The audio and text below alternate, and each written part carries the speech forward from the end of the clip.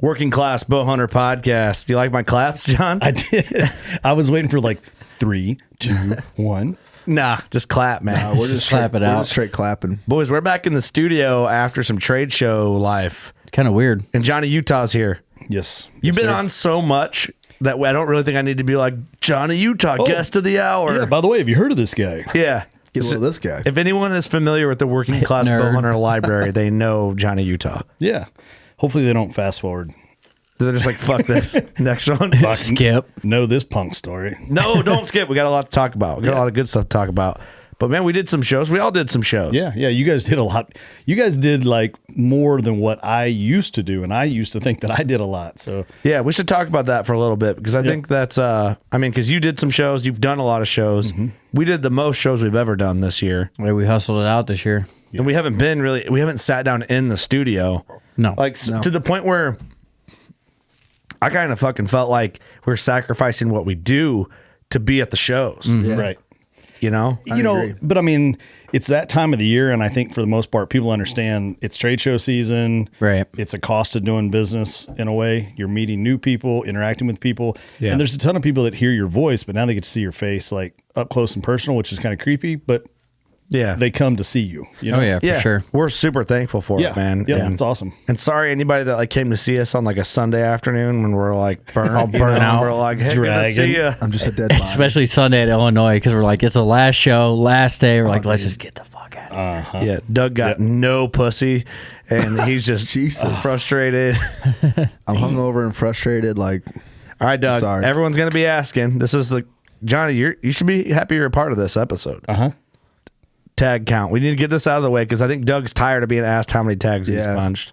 How many shows did we do? I think we got 9-ish in, and then we got one more in August. Okay. I don't know. Maybe, I might be off one. Better not talk about it.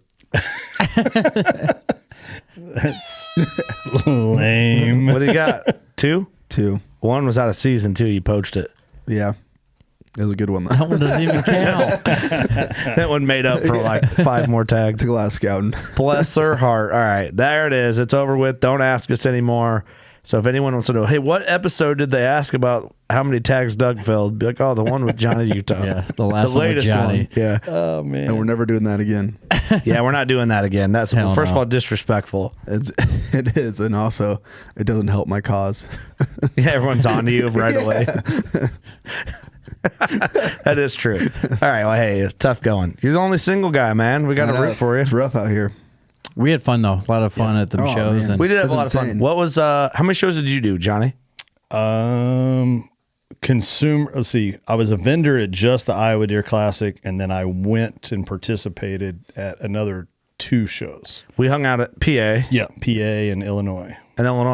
Yeah, and I didn't know you were coming to Illinois. Yeah, it was kind of a last minute thing. I'm like, this might be my last free right? weekend for the next month or 2. Yeah. Illinois is actually pretty good. Yeah. Illinois was impressive. Yeah. I'll tell you, we've already decided we're not doing PA next year. Nope. I think that might be every 3 years, maybe. 2-3 years, something like that. It's just it's expensive. It's taxing on all of us mentally. It's a long time. It's 9 days, and I don't think people quite understand. When you say I'm not going to go do it, they're like, "Oh man, what the heck?" Okay, It's 9 days. Right. It's 14 hours away. Yeah. So you got to get there. Depends on the year. Yeah. If there's snow or not, but you're going to be out there for at least 12 days. You got a setup day, a teardown day, come back travel day. You got $4,000 in your booth and your stay, or you have almost $7,000 in your stay, lodging, and your booth total. Yeah. Mm-hmm. So you're almost $10,000 deep in on just to be there on day one, and you're out of pocket for 2 weeks. Yep. There's nothing you can do. Yep. Right. So I don't think people quite understand going to those shows. So if you're listening and you didn't go to a consumer show this year and support the brands that were there, shame on you, because it takes a lot of work for the people to be there legit to do that. And I was saying that about the Illinois show. Everyone from Illinois, what's up? Well, how come Illinois doesn't have a show? And then the Illinois Deer Classic comes around. We talked about it. We made an event on Facebook, invited everyone in the area that could go. You know how many people come? Not as many. As you basically, think. all the people who bitch about it's like, you bitch about not having a show and then you don't fucking support it. Well, guess what? When there's not a show and you bitch, go fuck yourself. Exactly. And that's just the way it is. You have to support this stuff if you want it in your area. If you don't go support it, that goes for anything. Yeah. And if you wanted to stay around, you got to support it. Whitetail banquets, archery shops. I mean, if you're, you got no room to bitch if you're not willing to support. Archery shops is a good thing. You got a good archery shop in your area. Courses are two big ones. Support it. 3D courses. I mean, it goes on and on. Right. If you like something you want in your area, Strip clubs. spend your money there. Strip clubs. You want? I mean, but it applies. Technically, you're it not does. wrong. You want good talent? You got to get there and throw dollars. You're tired of seeing the JV squad? Show up. Right. You know what I mean? I wish I had more hands. Yeah. So I give them. I'm not going to say it. If you know Chappelle Show, but Yeah. I mean, but that's true. It's like get out and support that stuff. Support those small brands that are there. I mean, there's some big brands there too, but Yeah. But if they're there for you. Yeah. So help them. Well, and then also whether it's a big brand or a small brand, the booths cost the same. Yeah. The hotels Oh, cost yeah. the same. Exactly. Food Everything costs the same. Yep. So, I mean, it's taxing for everybody to be there. It is. It definitely is. So, but they're fun, man. They are a good time. Oh, they're a great time. So thank you everyone who came out and supported us in any way. I thought it was pretty funny for PA when I showed up. What? How many days were you in already? I had like 5 in. Yeah. You're 5 days in, and I fly in with Nick, and I come in like, where are we partying tonight? Let's party. And Kirk just, like death staring me like, I'm like, Bro, I just want to go to bed. I've done a work week. I'm just like, where are we going? I did that PA show, when I owned Wicked, 8 years. Oh man, 9 row? days. Yes. In a row. Yes. Ew. That's a grind. Yes.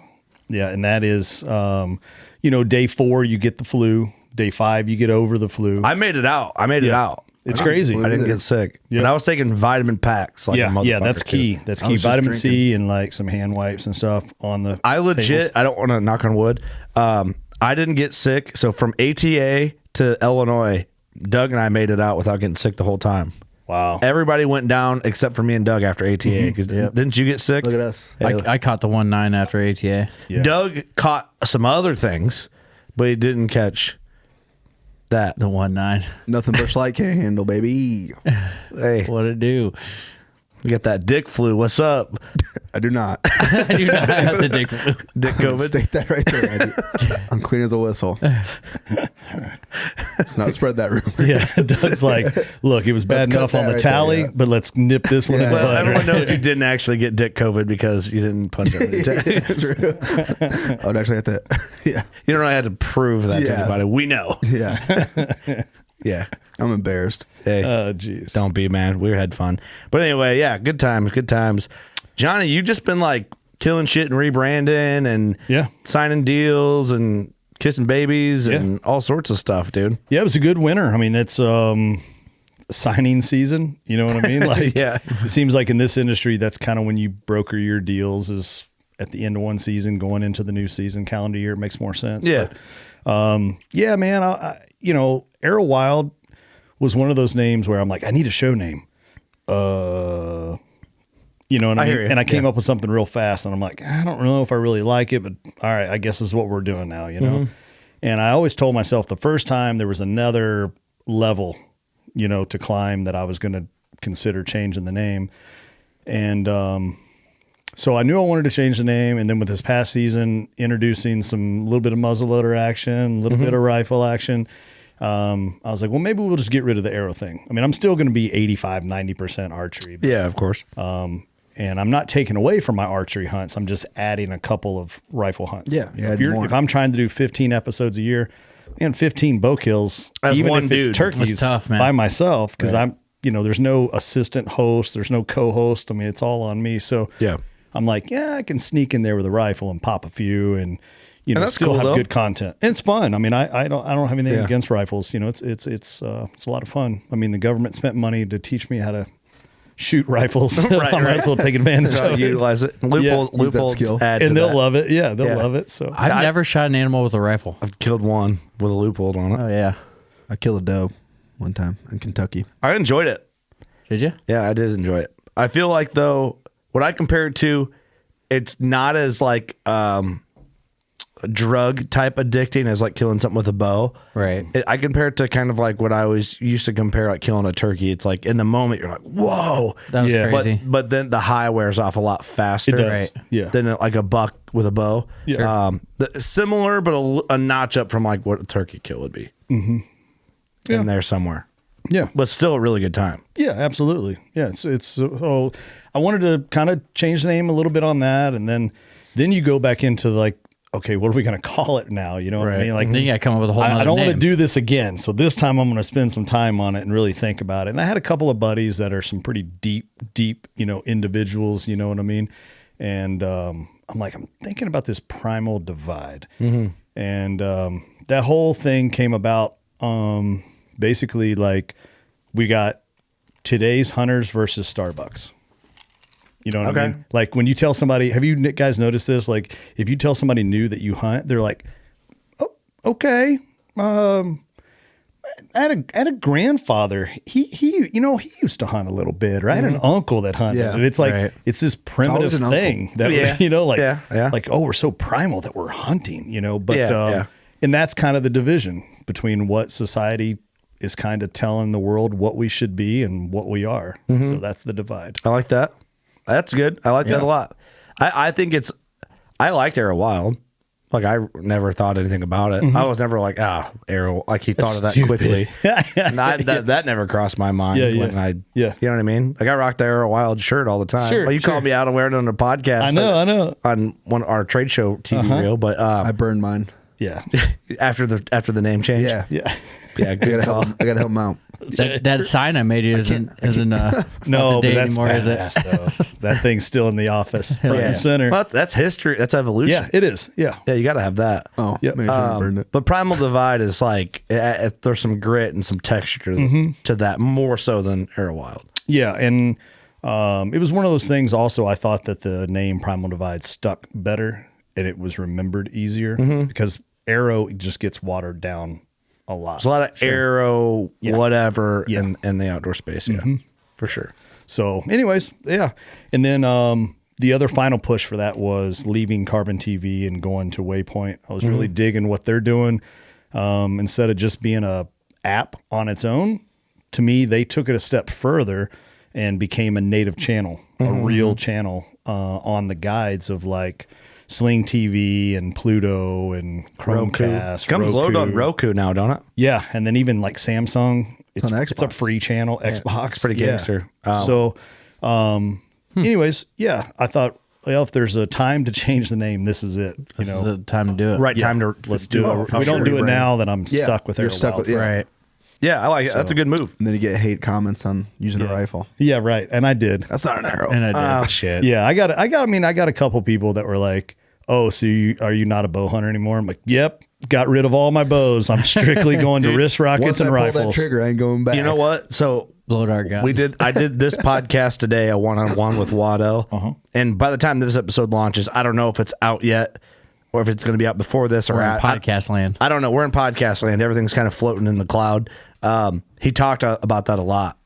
Really? And he got heated about it. Like, Yeah. don't fucking come at me for how I hunt. Yeah.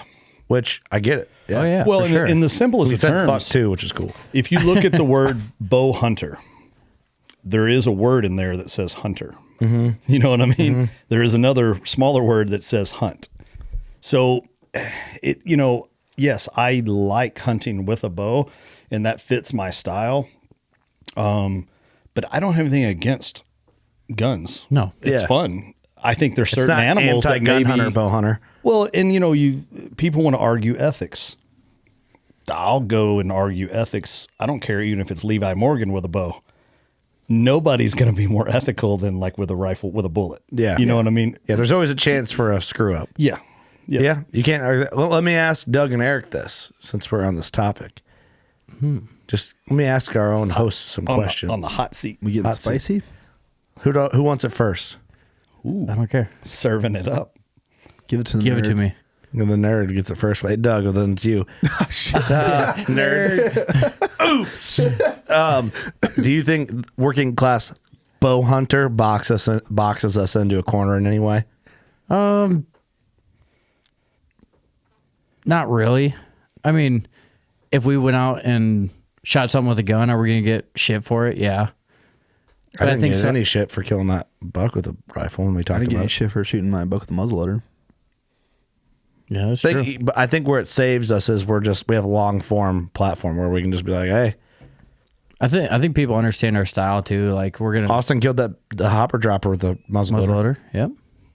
So I guess You're gonna see some turkeys drop. What do you think, Johnny?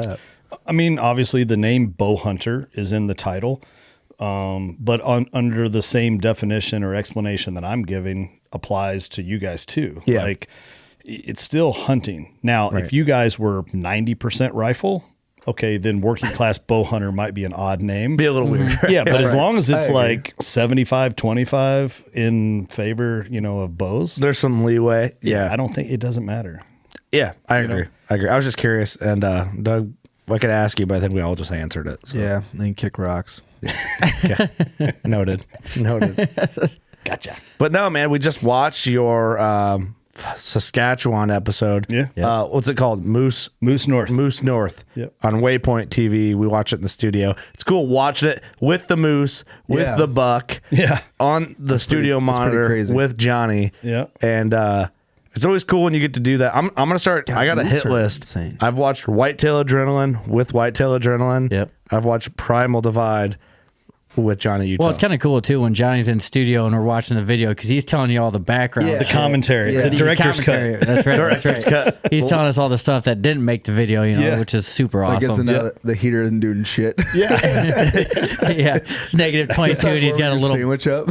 he's got a little buddy heater in a ground blind. Yeah. Well, I suggest going to watch that episode on Waypoint right now. We'll link that in the episode description. It's a great episode. And I don't want to give too much of it away, but so the buck, we can start with the buck first, probably.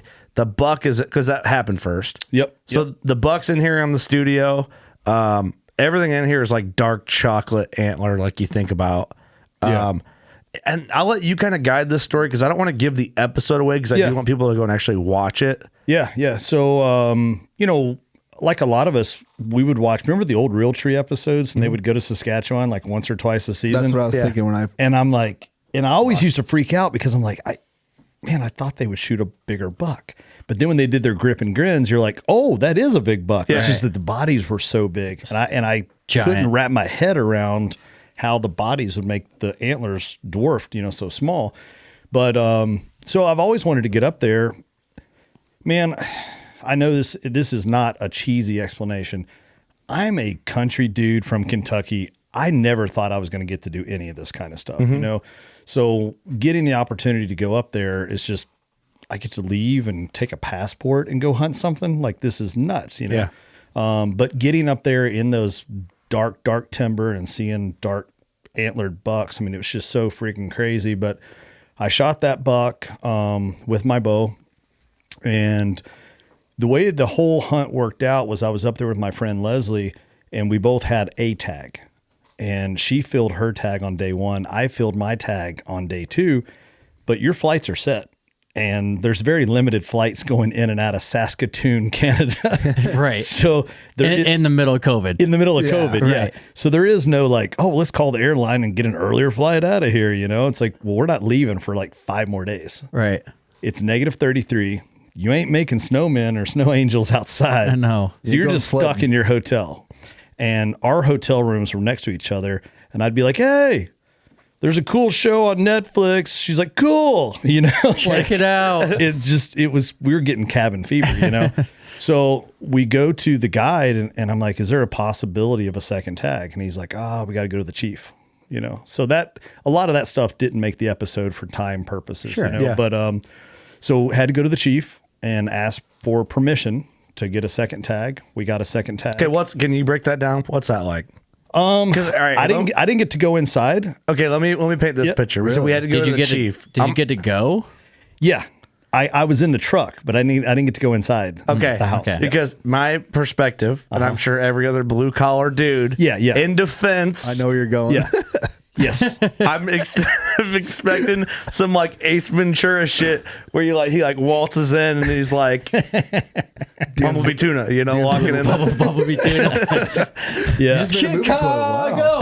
Well, God, and it's funny because when I tell the story, like, I don't mean. You know what I mean, though? Yeah, I did not expect you to go Ace Ventura, but that's hilarious. Like one of the Movie 6 quote movies out. I've ever Wow. watched. I'm impressed. Hey, Well, Bumblebee Tuna. sorry, John. I just is what I thought it was. well, and I don't like when I tell about hunting up there, I'm like, I don't mean any disrespect, and I'm like, I always have to stop and I go, I don't want to call them Indians because is that offensive? I'm You like, gotta are watch they that shit are they nowadays. natives? I'm like, are they Native Canadians? Are they Native American? I'm like, Right. man, you know what I mean? So like, I'm like, I just want to say the right thing, and I don't want to offend anybody, but Yeah, you're not a racist and you don't want to seem like one. right. So It's just courteous. but it's 2022. Hey, I'm trying to be conscious of it. I'm just You never covering know. my boys, my blue collar boys. So like, No, the guy's name was Curtis.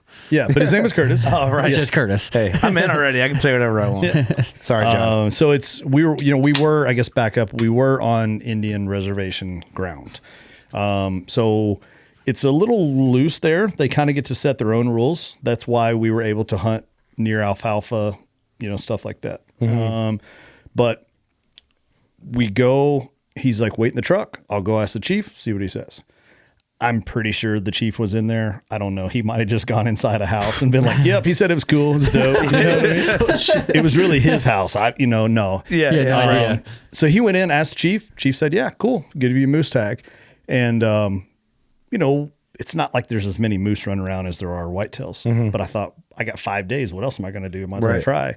And the very next day, I pride myself on the guy that never forgets shit. Your hunting buddies that always forget something.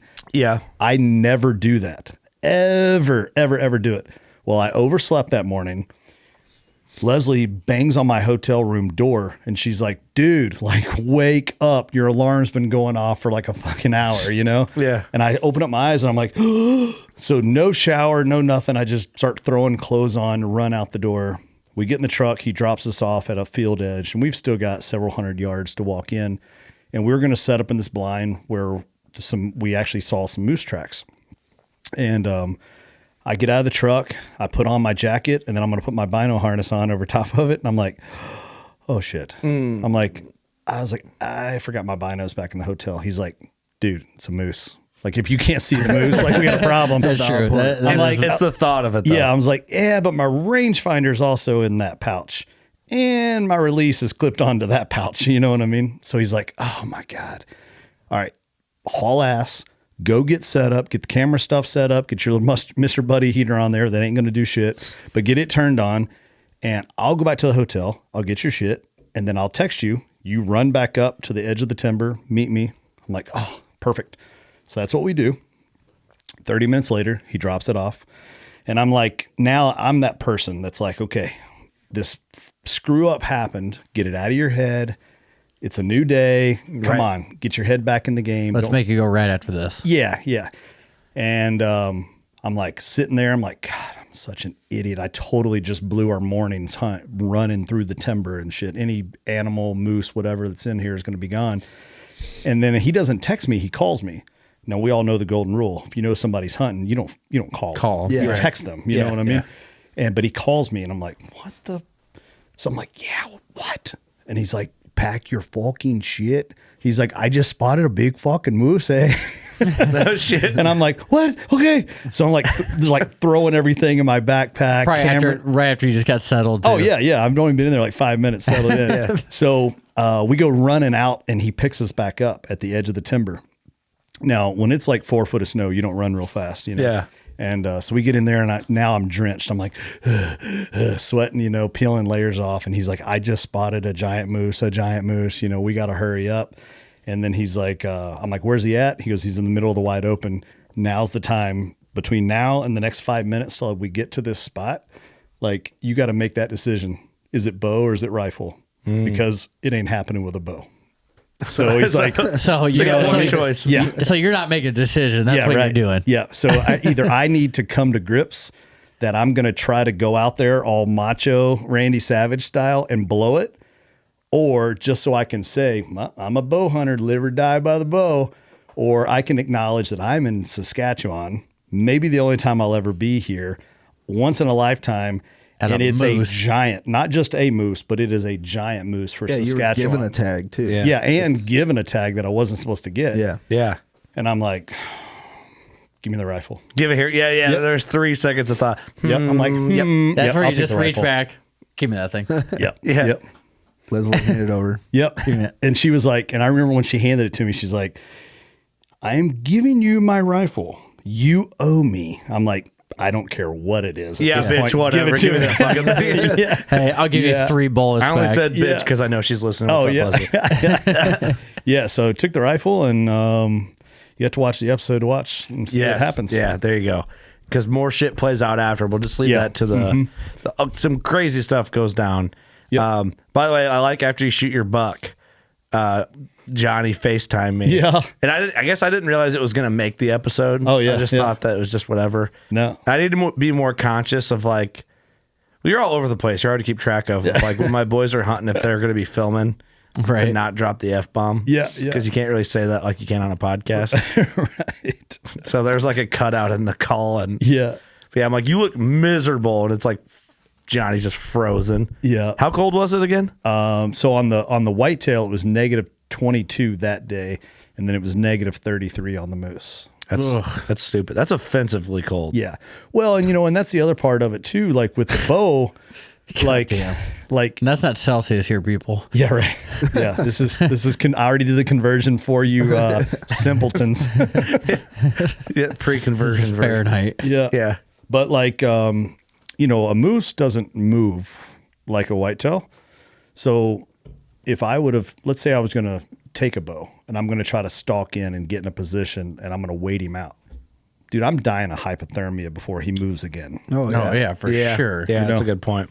So, I mean, when's it set in at -33? Like 16 minutes? Dude, not long. Yeah. There's no way it could take that. I mean, pretty quick. It's like you find yourself in a dangerous spot. And I know where I would have had to have stalked to with the amount of layers that I had to have on already. By the time I stalked in on that, I'm dripping sweat. And that's the worst thing for you. Yeah. Mm-hmm. Especially when it's that cold. Oh, can you imagine being soaking wet and being put out in -32 degrees? And then you have to sit there. If you keep moving, you're probably all right. Right. But if you have to sit there and wait till that moose moves, you're in trouble. Yeah, we would have been like, whenever we shoot whitetails, and we're like, we'll just wait for him to stove up.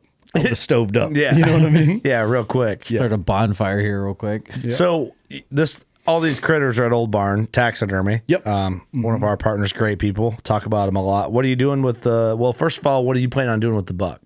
The buck will be the traditional quarter turn, semi-sneak, shoulder mount. Classic. I do all my whitetails that way. Yeah. And then the moose, initially I was going to do just like a standard straight on mount. And then now I've changed it. And I said something to Sam and Colton the other day. I'm like, you haven't ordered that mannequin yet, have you? And they're like, no, we'll wait for the hide to be ready. And I was like, cool. I now want it in that full like sneak where the moose is actually, you know what I mean? Like his shoulders are higher than his head. Yeah. And That's it really kind of presents. That's a good look. The paddles out there. I like slight turns on moose. The problem is they're so big. I think people always go straight on so you can put them anywhere. Yeah, you lose a lot of stuff. Yeah. So, man, I want to kill one day. Like it's bigger than a horse. I mean, yeah, they're freaking giant. Yeah, I mean the nose is like a football. Yeah. That's what the boys, like Austin and Ross said, like their noses are like this long. They said it's just insane. They say that's like some of the best meat on the moose is the nose. Oh, really? Uh-huh. I bet there's a lot in there. Yeah. Oh, yeah. Like I said, it's like a football. Jeez. Yeah, I guess if you're up there and you want to boil the head, there you go. There's stew. Mm-hmm. Did you try it? Not yet. You got the meat? I got to bring back my back straps and my inner loins, and that was 49 pounds. Holy shnikes. Wow. And then I donated the rest to the tribal That's cool. land there. Yeah, that's cool. Which is probably like low-key expected. It is? Yeah. Yeah, I figured so. Yeah. Yeah, you got to go back in I kind of got one of those Probably like ear tugs. I'm like, what do most people do? Do they donate it? Yeah. Tug. I'm Say like, no more, It's up to Curtis. I was like, can I get the Wink. back straps and you guys can have the other 800 pounds of me? Right. Yeah. No, that's cool, man. Yeah. those boys gave me some steaks and some burger, and it's good. It is. It's like I always expected a moose to taste like swampy, a big swamp deer, pretty much. Yeah, I mean, I guess it's depending on the environment. But I've had it twice, and I've never had that thought. I guess you know. I've never had it before. But shit, we just ate coyote, boys. Like we're willing to eat anything, really. Damn. Did you see that? Eating that possum. I'll eat a possum. What's Eating that ditch scavenger meat right there. Yeah. You put enough sauce on it, I'll eat it. It's pretty good. You got to have a chef make it. Yeah, That's right. You know, but otherwise, I'm not going to eat coyote. No. We got some like online like fuck yous about that. Not Really? Yeah, kind of just like, dude, you guys are nasty. haters. It was good. I mean, it's meat. It's I don't know. People Dude, legit. I mean, if I cook it, I ain't eating it. Dude, that was really good. It was super good. And none of us got trichinosis yet. no. Yeah. I'll be honest. What my bear in Ontario a couple years ago, I was a little nervous about that. You know what I mean? Trichinosis? Yeah, because I was like Ranella, like got everybody sick in camp whenever he did. Yeah, it was pretty undercooked though. 'Cause Yeah, it was cooked in the raining. rain, It was yeah. dark, and I mean, I understand that. My bear, we ate the back straps in camp and it was good. I have a problem with like saving meat where I'm like, I don't want to eat it all right away. So I still have some of my bear left, but most of it I did like crock pot meals. But I have a few roasts left. I think I have one back strap left, and that's me just like hoarding it. That meat stays good. I don't care what anybody says. I've eaten some old deer meat and it was fine. Yeah. Oh yeah. So I don't Doesn't know. go bad. Yeah. I save back straps like I'm like gonna save it as rations, and I'm like, shit, I got all this back strap I gotta eat. So 400 pounds of back straps in there. yeah, a lot. I'll eat like everything else, but I'll keep the back straps. I'm like, no, I gotta save that. I feel like it's like this. It is precious meat, but this is like something I do. I don't know. It's I gotta just get over that, I guess. You won't. I won't. I got some thawed out in the fridge. I'm gonna fry some up tomorrow for lunch. So, Hell yeah. but anyway, yeah, I don't know, man. That's Bring kick to the ass. party. So, what'd you take? The back straps and the what? Inner loins. And that was 50 pounds. Yeah. Yeah, it was like 40, 48 and some change. Oh, that's insane. It's a lot. Pure meat too. Yeah. Like, there's no bone in there. Yeah, no. Was that back strap as tall as you? Oh yeah, there. I have a picture. I think I got a picture on my phone. Whenever I pulled out one of the back straps, I handed it to Leslie, and she's holding it, and she's got her arms out like this. She's probably shaking. Yeah, and they're there's so another heavy. like 14, 16 inches hanging off of each hand. Both you know what I sides. mean? Yeah. So I'm like, it's probably like that's probably 32 inches plus 16 plus 16. Yeah, do the math So on that. badass. Dude, you're cutting medallions or steaks. Oh yeah, they were like that. Oh God, how awesome is that? That's Yeah. where you just curl it up and throw it in the snow for about 16 seconds. It's already Yeah. frozen for you. Yeah, no kidding, right? Can you Throw it in a imagine bag. just cutting one, like what would be a chop Yeah, out of a whitetail backstrap is a full blown Right, man bigger. steak. yeah. Well, it's a moose backstrap. You do that, you cut it an inch thick. That's a meal. Yeah, For a grown man. Well, and Plus then lunch the next day. Yeah, another right. part of the episode that again I didn't want it to get too lengthy in the episode itself, but on the table here there's a set of sheds.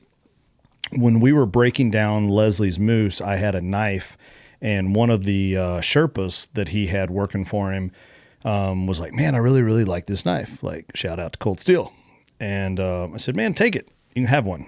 You know. And he's like, "Oh, no. In our tradition, our culture, like you can't just give me something. Right. We have to barter. We have to trade. trade something." And I'm like, "Okay, like what do you got to trade?" And he says, "Well, most of you whitetail guys like to shed hunt." I'm like, "Yeah, I love shed hunting." And he's like, "I got a match set of chocolate sheds that I found, this past spring that I'll give you." And I'm like, Perfect. cool enough for me. I mean, I was going to give it to you, so now I'm getting something out of it. That's fine.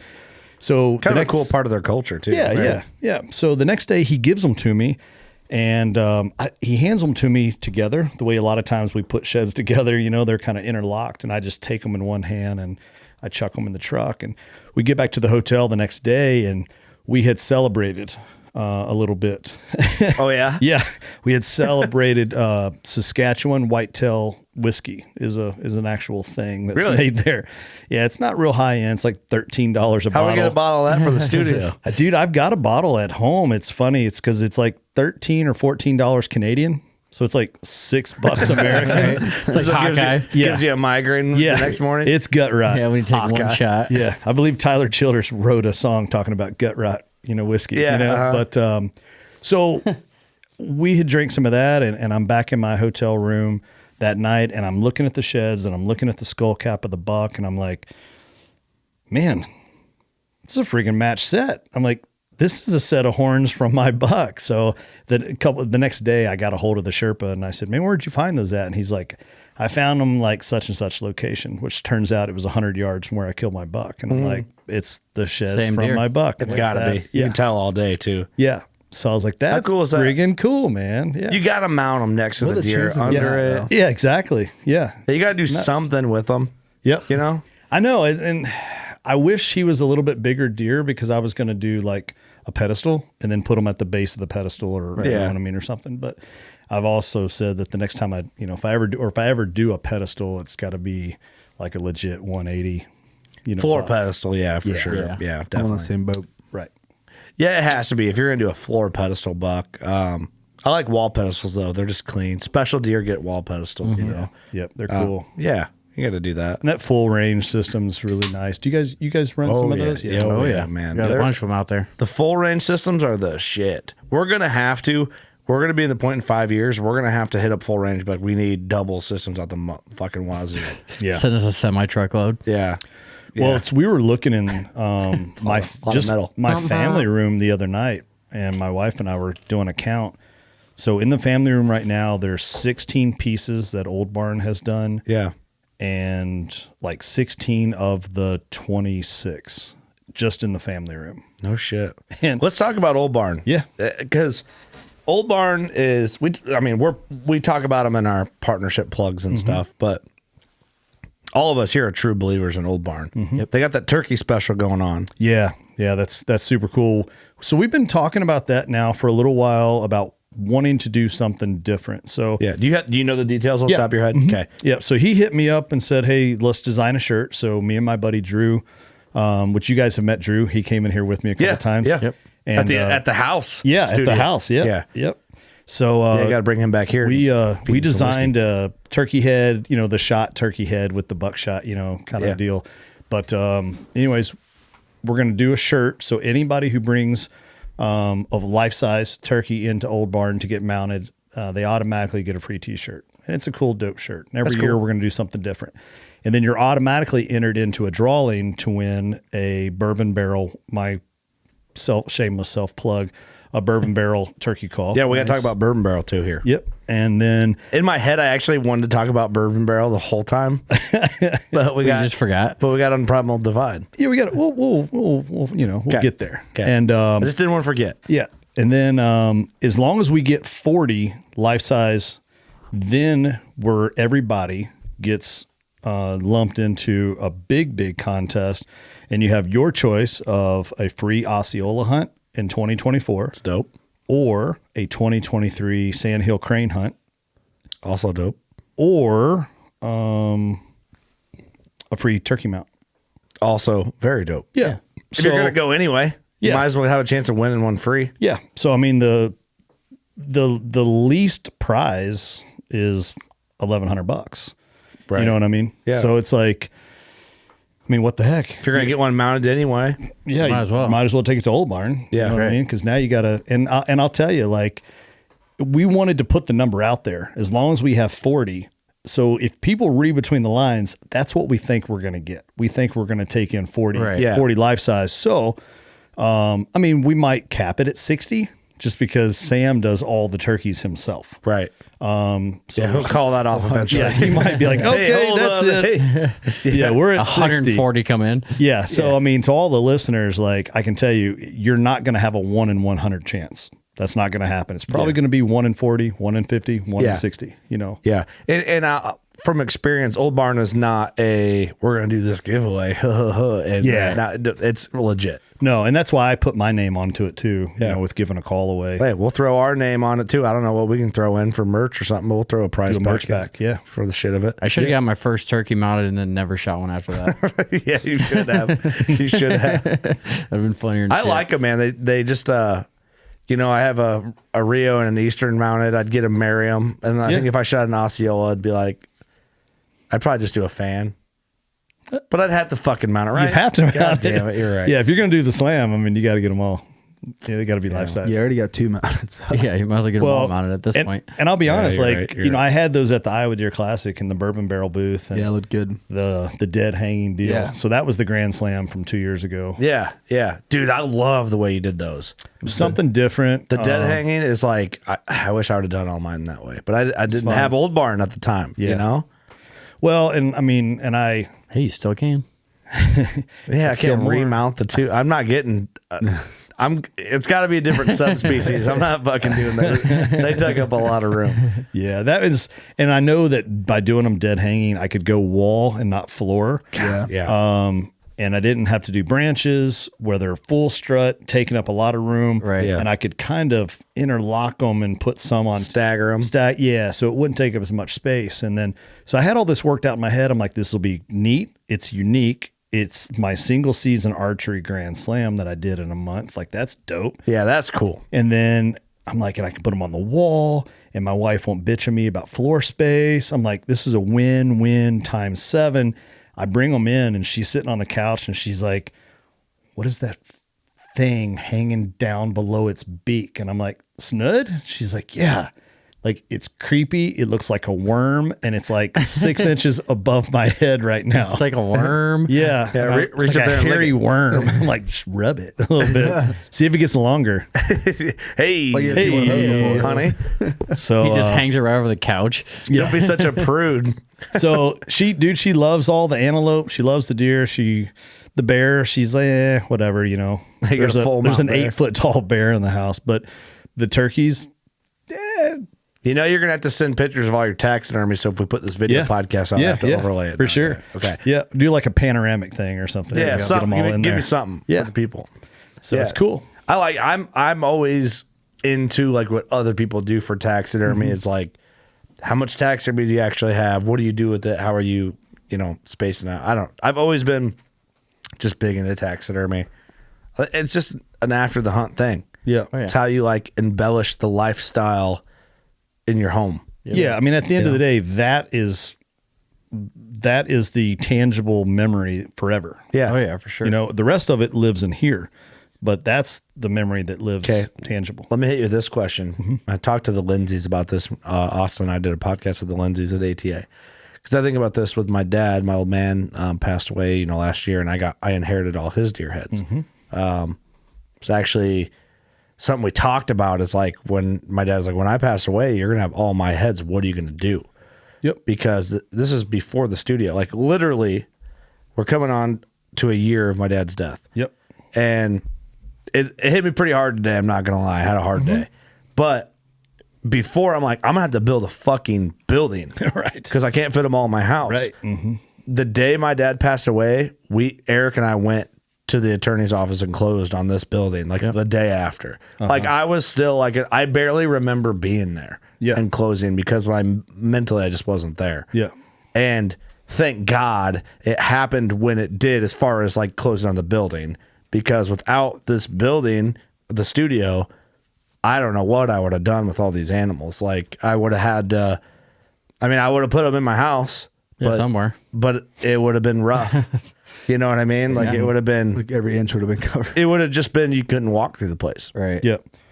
So, but what was great about it, the way the bar area is, all my dad's deer are kind of hung up and they're Above the bar. They're above the bar, they're out of the way, but it's almost like this end of the building is like a tribute to my dad, which is pretty cool. Like Chase Burns from Land Guys came by today. I gave him a tour, and I never thought about it as like a tribute. I was like, everything from here, actually, because you can do this with your hands and go from here is all my dad's. He's like, that's a really cool tribute. And I'm like, wow, I guess it kind of is, It like, just worked out like that. Yeah, it worked out like that. I was like, yeah, it's cool, Yeah. They were really the first ones we hung up in here. Yeah. because we had to, Right. and Because they were in the bedroom forever, just sitting on the bed and just taking up room in there. yeah. So thank God we just had the space, Right. But what's cool about that though, like I'm getting to something here with all this. That lives on forever. We can enjoy these. Yep. If my kids don't want them, fucking sell them. Yeah.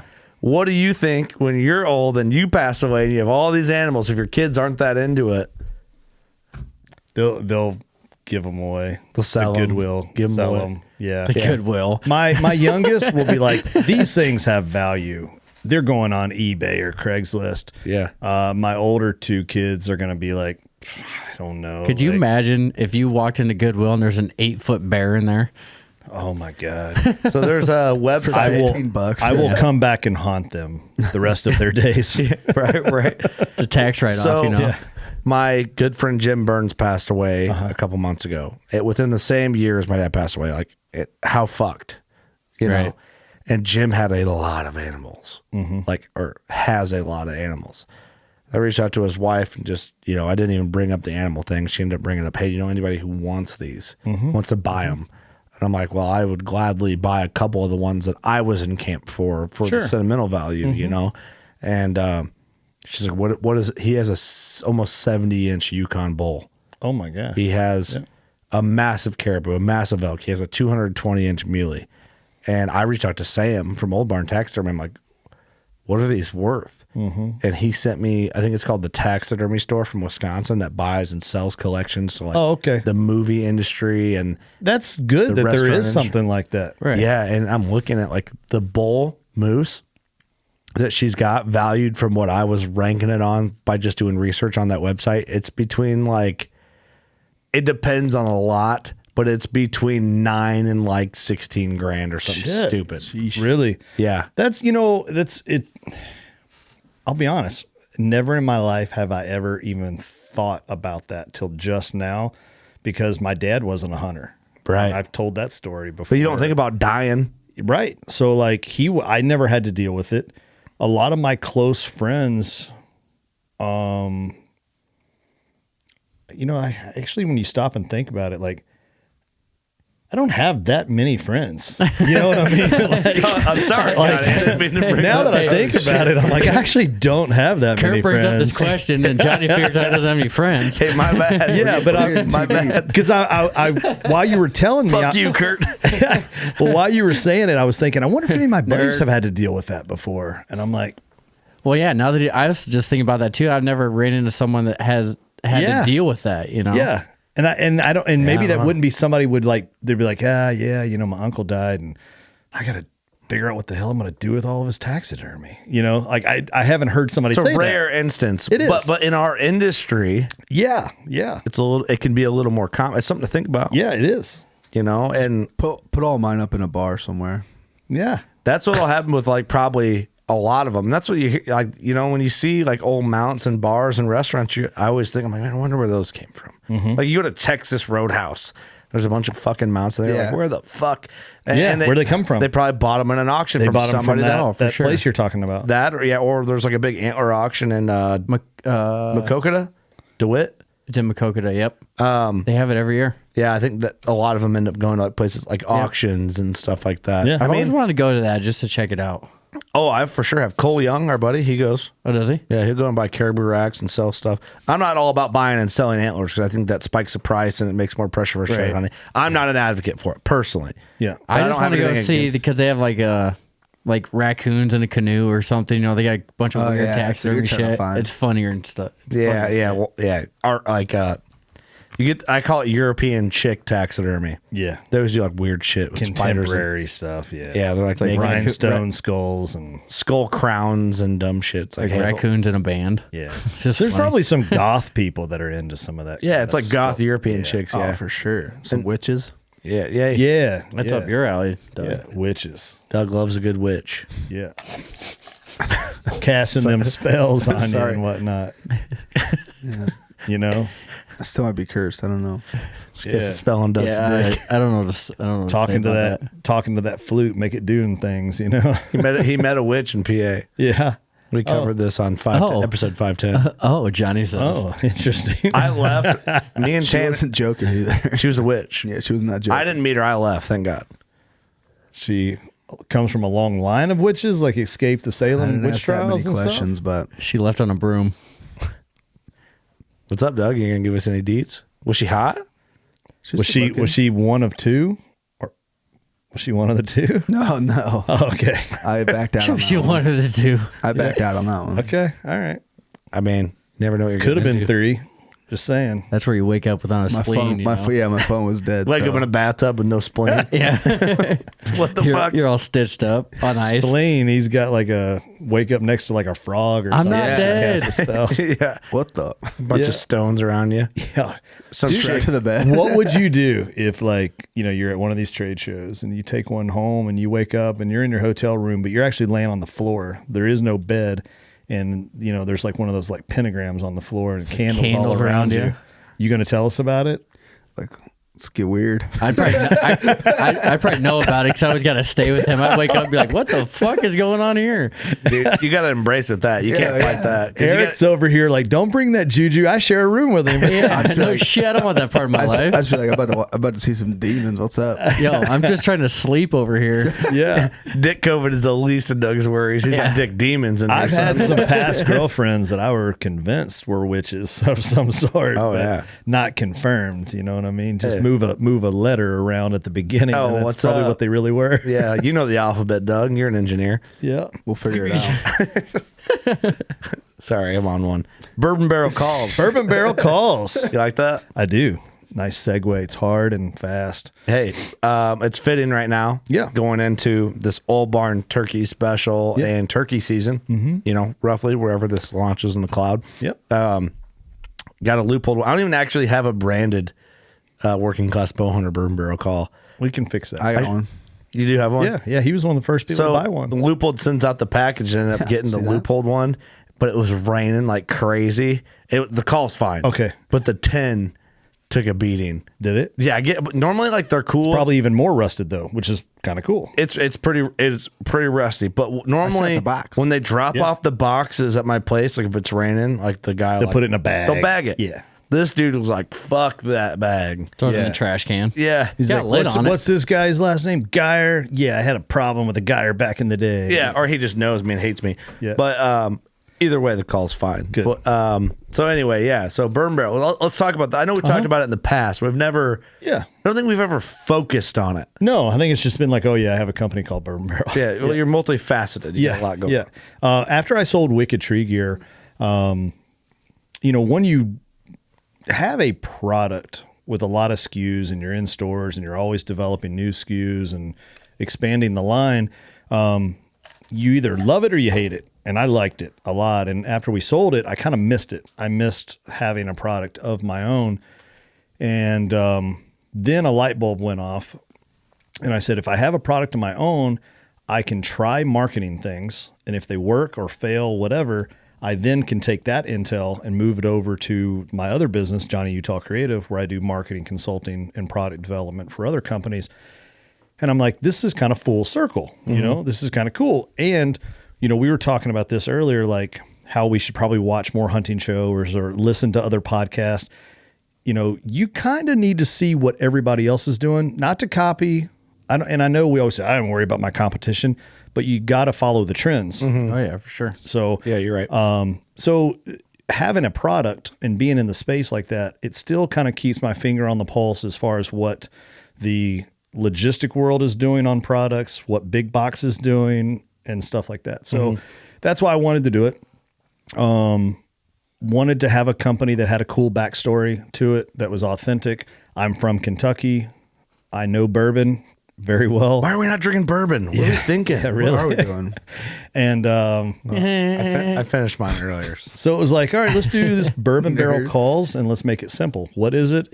They are calls made from bourbon barrels. So the company is called Bourbon Barrel Calls. It's super like it. simple. I don't get it. Yeah, I don't get it. Huh? I don't understand. Is there a shot in the call? Yeah, it comes. That'd be sweet. There's like whiskey in it. Yeah. I've looked into that. The shipping is the problem. And you're shipping liquor without a liquor license. So there's some right. other Ooh, weird what things. about like it's just a one shooter in the stick? So you kill a turkey, it's like Still same thing. Yeah. Still yeah, but they don't transporting. know. Yeah. They don't know. Still Don't that hurt 'em, you know? bootlegging stuff. Yeah, you know, bootlegging, goes baby. on. Let's do a series of 10. Yeah. Yeah. That'd be gangster. You got to hand deliver them. Ooh. I am working on something right now that's like- actually a custom series where it'll be very high end, like Pappy Van Winkle high end. I might only sell 1 or 2 of them, but it'll be cool. Austin Chandler's getting interested already. Yeah. He's like, I'll take serial number 1 through 7. Yeah. Him and Ross bougie out on some bourbon. Yeah. So it's cool. Every pot comes from an actual reclaimed bourbon barrel. My degree is actually in horticulture. I don't think I've ever talked about that before. I did not know that. Yeah. So my degree is actually in trees, in dirt. And so I'm taking a source. I'm not cutting down a tree. And I'm taking a white oak. So you're not cutting down a tree and then bragging about it? Correct. And no lasers are used in the making of these handmade calls. Okay. Hey. Okay. Yeah. Yeah. Wink, wink. Yep. Pew, pew. And so there's really not though. I'm just being a smart ass. Yeah. The wink was for something else. Yeah. Well, so like the calls, the pots themselves, those white oak trees already served their life, had their purpose, and now they're either going to become DIY crafts for somebody or they're just going to get burned or whatever, So I have several sources that I acquire the reclaimed bourbon barrel heads, and then I have to dry them out because the moisture content is still very high. Bourbon in my house reeks of bourbon every time I go and get a bunch of heads. But once they go through the drying process, then they get cut down. We cut them right in my basement. Then they get turned and shaped, and then they go through another drying process. Then they become whatever they're going to become. I just have a stack of pots ready to go, and I use white oak strikers. So a little background to bourbon. For it to be bourbon and not whiskey, it has to be in a charred white oak barrel and 51% corn. So my strikers are white oak, my pots are white oak, hence bourbon. So like it. It's adding up. Yeah. So that's a little more of the backstory. And then, $5 from every online sale, every retail sale. Every retail call, $5 goes to NWTF, with the purpose that half of it goes to NWTF and the other half goes to a company, an organization called the White Oak Initiative. And it's a team of biologists, scientists, geeks, nerds, that their sole purpose is for the reestablishing white oaks, because just through natural deforestation, subdivisions, neighborhoods, logging, furniture making, we are going to run out of white oak trees if we don't do something. So what is the number one tree that turkeys like to roost in? 9 times out of 10, it's a white oak. So, wow, that's the full It is full circle. Full circle, yeah. Yeah. Holy shit. It all makes sense now. All of that was an 8-hour drive from Kentucky back to Iowa. Full business plan, talked it into it's still saved on there. No shit. Yeah. I just voice recorded. I ain't that Really? smart. I mean, it's genius though. Think it about is. it. Like it's all tied in. You're that smart, Eric. Don't discredit yourself. You are. I've seen your welds. Yeah. I mean, Anyone can do might that. be a wage brain, Any but idiot could do that. Eric, all his intelligence just put it into metal. Yeah. That's it. Yeah. Into the fingers. Yeah. You can make a metal turkey call. Ooh, is that possible? Yeah. It'd be loud as hell, but it'd work. That's what we're going for That's here. what, yeah. If you want some, I don't know how to use it, but Yeah. I'm going to call this turkey in the middle of a tornado. Yeah. Yeah. Eric hates It's all rusty. turkeys. But no, that is genius, man. How can you not support that? Yeah. So support it. You know? And you're not so support it. Buy calls now. Call to action. yeah. Call 1-800. Yeah. I've already Bourbon bought barrel. like 5 of them from you. Yeah. Well, Sour Patch. what I The like Sour about Patch that. is my Oh yeah, favorite. the Sour Patch The one's Sour good. Patch was my favorite. And we can do, That was we do so I'll tell everybody we do, I had introduced the ceramic surface. That was the newest one that we did. That one's super cool because if it gets wet, you can just wipe it on your pant leg and go right back to calling again. Whereas like slate and aluminum and those things, when they get wet, they hold a little moisture. They don't quite sound the same. But I do an aluminum striking surface, copper, slate, and then I also do the crystal. So the crystal over the aluminum, and then we do that as the custom series as well. I mean, we've done, like I said, we did the Sour Patch gummies I'm a genius. For TJ Unger. for TJ Unger. Yep. Loophole. We did Working class bow hunter ones on our. We actually sell them on our website. Yeah. I'm Yep. afraid to touch that one though. Yep. We That's do like the my prize WCB, piece. which You always buy another the one. Mike logo sells 9-1 on the just the WCB. Really? Yep. Okay. Yep, the mic logo is what everybody goes for. Yeah, I figured so. Yep. Figured so. Which, I mean, that's a dope We need logo. one in a shadow box that just doesn't leave the studio. Yeah, With the tin and everything, kind of show it off. it'd be cool. Yeah, that'd be cool. But we can need do it, that. we need it like encased to where it sits up, so when we put it on the wall, people can watch. Like, you know what I mean? So Yeah. it's like in its own thing. That was my Yeah. idea for my house. Like a bunch of turkey fans and then like Yeah. the working class boner call. Art. Yeah, yeah. We I should. just am do afraid to touch it because Austin. It was funny because Austin bought one, and he's like, and he uses it, and he's Yeah. like, man, I really wish I didn't. And I was like, I just bought one, so I'm not doing that. do that. Better order another one. Yeah, No, they're good, man. I mean, Davis Love the Third, Harry Connick Jr. did a Joe Rogan call. Did Uncle Dud's John Dudley bought 106 of them last year. God damn. shit. What's the craziest one you've done? The Sour Patch one's probably the most out of the Yeah, box. that one was pretty cool. Pretty sick. Yep. I've done a lot of memorial pots. that's cool. One of the ones that touched Weddings? me the most was somebody had a letter written from their father before he passed away. And so what we were able to do is we were able to scan the Love Dad and then digitize awesome. that. And then we put that in. That's awesome. That's pretty badass. And it's weird. I actually just got a little something in my throat because when that call came in, it was a week after my dad died. Shit. wow. So yeah, that was kind of hit you. That's cool. Hit home. yeah. Yeah, it's cool. You can do that stuff though. That like means Yeah. a lot to people, to where it's like deep meaning stuff, or just like I cool mean, just gifts. personalize and- personalize it for Like they're people. coming to you for it. That's awesome. Well, Yeah, and I it's a mean they very- had no idea. You know what I mean? So like that was pretty cool.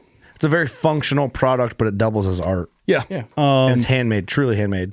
Got to gift Evan Hafer, Matt Best, Logan Stark, from Black Rifle. Got to gift them some calls. My buddy Bert Sorn from Sornex.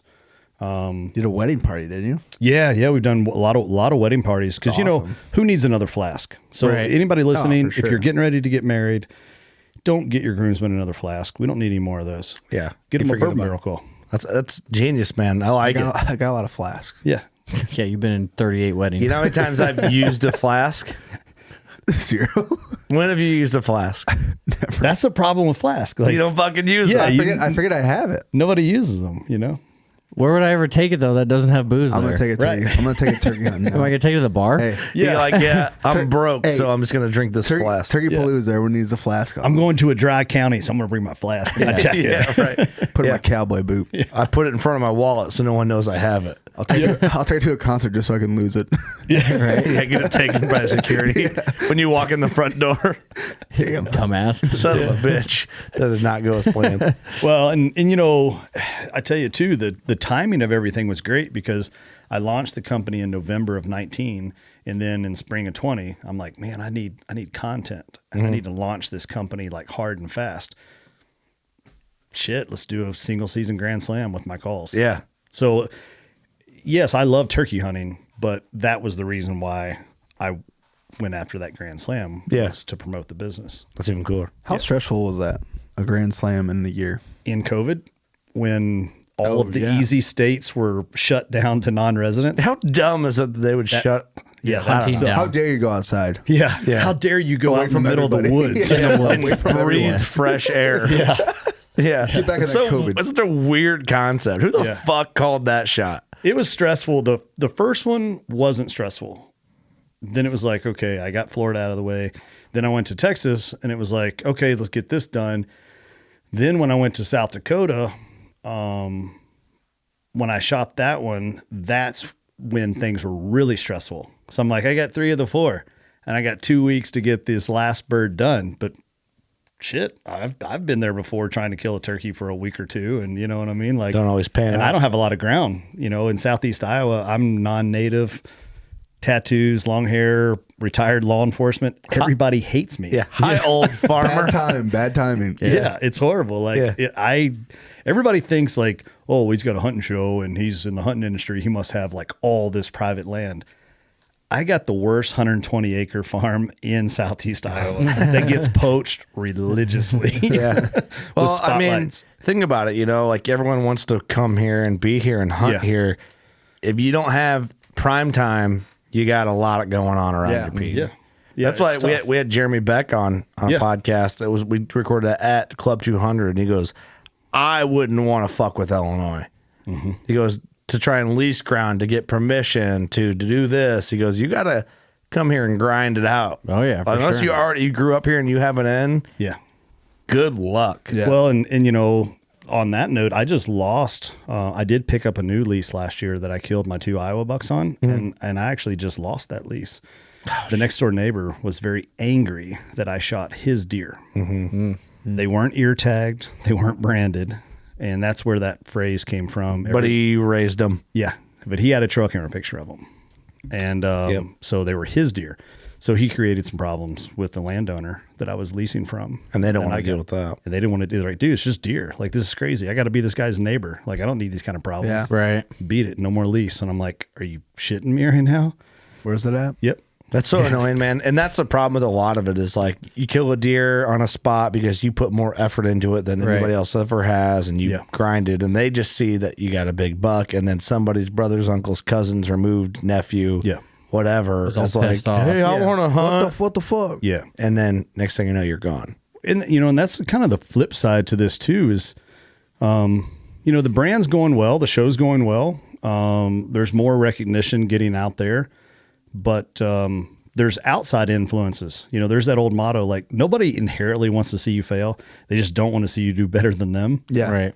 And Yeah, that's fair. people that, I mean, I think we've talked about this before. Out of all of the hunters that are in the United States right now, what percentage of them at some point, even for a split second in their lifetime between the ages of 7 and 70, made a thought or a comment like, it'd be pretty dope to have a hunting show and hunt for a living? About everybody. 90%. 99.9%. About everybody What- who's watched a hunting show. Yeah. So out of all of those same hunters, how many people do that for a living? 0.01%. Yeah, Maybe. Yeah, if that. How many? Okay. I mean, yeah, we could do the math. So probably. let's say it's 90% and it's 0.01% that made it. There's 89.99% of people that don't like me. Possibly. Possible. Could be jealous or could have some envy or, Yeah. you know what I'm saying? It's a possible fuck that guy. I bet you it's not that high. No. It's a 30%. That would be at the rate. highest. The highest. Yeah. A possible Yeah. rate. Yeah. I would- Hypothetically, I bet, allegedly. I bet you realistically, Let's put some quotes on Air this. quotes. we'll never actually know. no one will 69. ever be honest. But I bet you, From Out now of on, all Johnny those just meets people. Do you love me or hate me? Yeah. Okay, tally that one down. yeah, bro, That'd take a long time. I'm doing a live poll here. Just put on your Instagram story like the poll. Love me or hate me. I'm gonna hate, but There's some jealous haters, but Hey, oops. people just need to realize to relax and just enjoy some content. I know.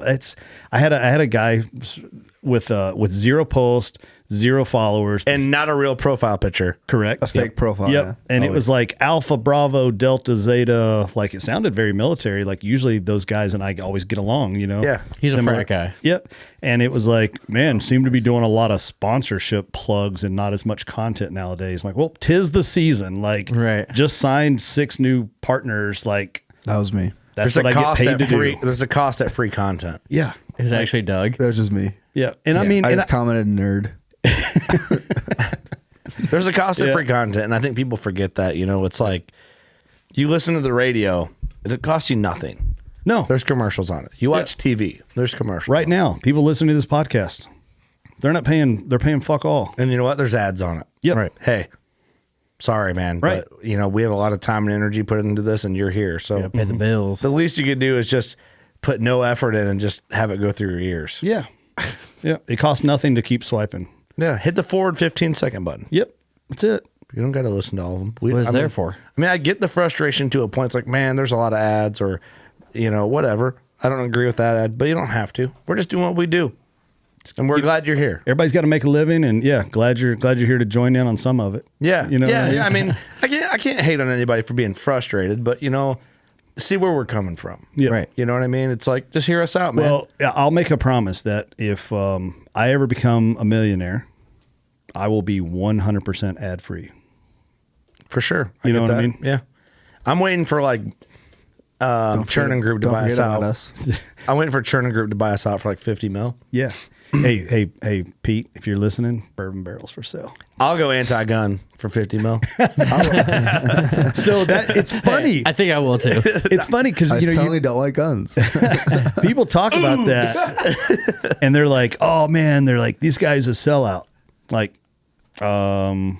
We had this debate with to me, a sellout is like somebody completely changed their morals and they changed everything they believe in. Yeah. But like, I now got paid to work with this company. They're a legit company and they make a legit product, and I accepted a check from them. Like, does that make me a sellout? You know what I mean? It's kind of weird. No, I don't think it does.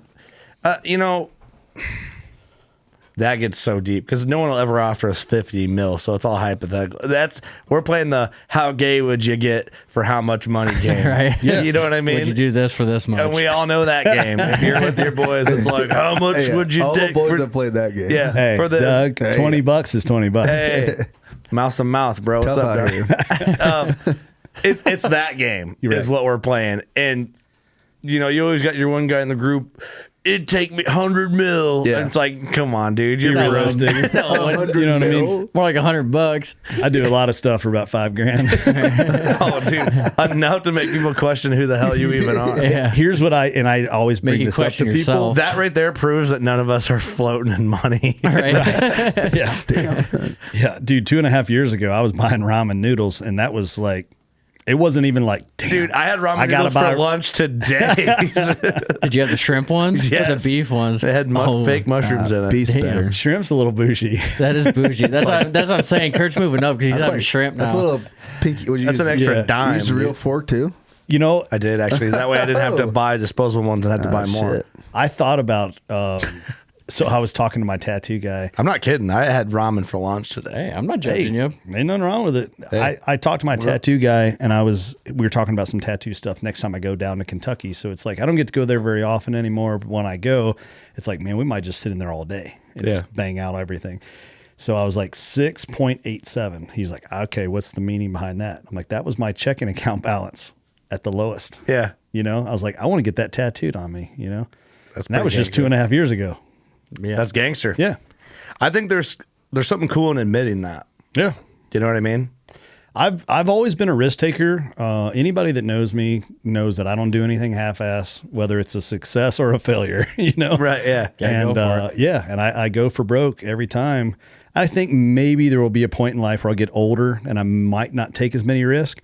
But I'm like, at 44, I'm still young. I'll take risk, you know. But But you got to live the life you want to live, man. Like, Yeah, we yeah. had this conversation with John. You know John Adams. Like, we were talking about just like, you know, being in between things and making certain sacrifices and like doing what makes you happy. And it's like, man, when you have kids and stuff, it changes things a little bit. You need insurance. You need to do this. You need to do that. But also, it's like, I don't know. I guess my point is like, I'm raw dogging life a little bit right now. Like, I had a good 401k at Deere. yeah. You know how much I'm putting into a 401k right now? Nothing. Not a goddamn dime. Yeah. Should I be? Yeah. Yeah. Am I going to set one up? I'm just going to continue what I was doing and put money back into what I had. Bruce fund, index fund. Do you think I'm be going to good. make it to collect retirement? Probably fucking not. Yeah. It ain't looking good for the home team if you look at the lineage. Yeah. So, and if I'm just doing what I wanted to do anyway, Yeah. I don't really think there's a need to retire. Yeah. I mean, I know I'm over the halfway point already. You know what I mean? I already know that. There's some financial advisor just fucking scream. Well, you know what? Think about your family, you know. You know, I know That's what life insurance is for. the two of the closest male role models in my life. One died, my dad, 5 years before his retirement. One guy died 7 months after his retirement in the same year. Yeah. Right. Do you think I'm feeling like putting money into retirement right now? Not really. No. I'm not. My old man, let's see, I guess he was 3 years? 4 years? How old 4 was your years. dad? 67. He was a little older. My dad was 61. Still young though. Still Yeah. very young. Yeah. Yeah. Yeah. Could have lived to be in his 80s or Yep. whatever. I don't know. Yeah, he went 4 years after his official retirement, and I'm like, man, worked his dick off, and then got 4 years. Yeah. you know, and I'm like, Not cool. No, I'm like, I'm gonna ride this one out like it's a circus clown. You know what I mean? Ride the bull, man. You know, Yeah. I think that I don't know shit, and no one really does. Yeah. No one really does when you break it down. If you think We're about it, all guessing. none of us really know shit about anything. No. You don't know shit about fuck. Everyone's guessing. We could die tomorrow for all we know. Everyone in life is guessing. There could be a gas leak in the basement. We hit a flip of a switch. We're all dead. You never know. Right now. Hey, You know what I'm saying? be kind of rad. It'd make the news. Imagine that listening to that podcast. Johnny, good to have you. Kaboom! Hey, Gerdouche. Oops. But I mean, really though, think about like growing up when you're a kid, you think that like adults know how to live life and like they got it going on. They know like the steps and there's like a pattern or a script. Yeah. And then you get to be an adult and you're like, holy knows shit. Yeah. I don't know shit about fuck. What am I doing? We're all guessing. Like nobody fucking really knows. No. It's, Hey, I still don't. Because it's all horrifying. changing all the time. And I'm, Oh, yeah. You know, and I'm like, I got a 19-year-old, a 16-year-old, and a 13-year-old. And I'm like, Damn, son, your oldest kid's 19. yeah, dude, she's a junior in college. You're fucking old. Jeez. Doug, hit her up. Yeah. Get her in the hunting industry. Johnny's daughter marries Doug. I didn't know you had a 19-year-old Yeah. son. Yeah. Damn, you're about to be a grandpa in like 5 years. She's like, she'll be a doctor before she even Okay, good move. dates. Doug. Hell, you could be Doug's an a engineer. grandpa at 9 months. You never know. Yeah, yeah.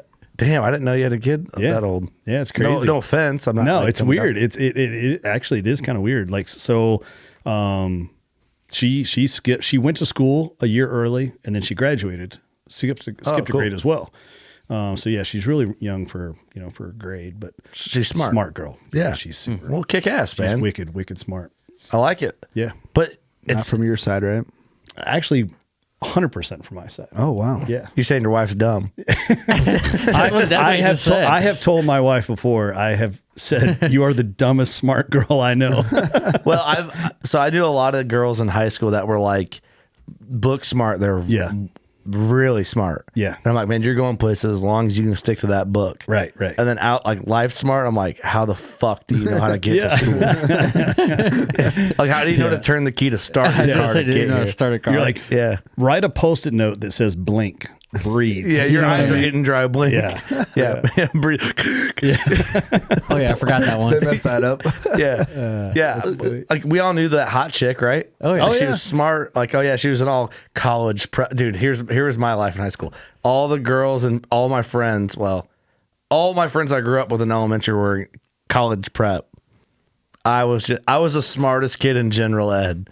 Oh, for sure. You know what I mean? I got all my real homies through Yeah. general ed classes. Hey, I could build you a hell of a birdhouse, but if it had to come with math, I ain't doing it. Yeah.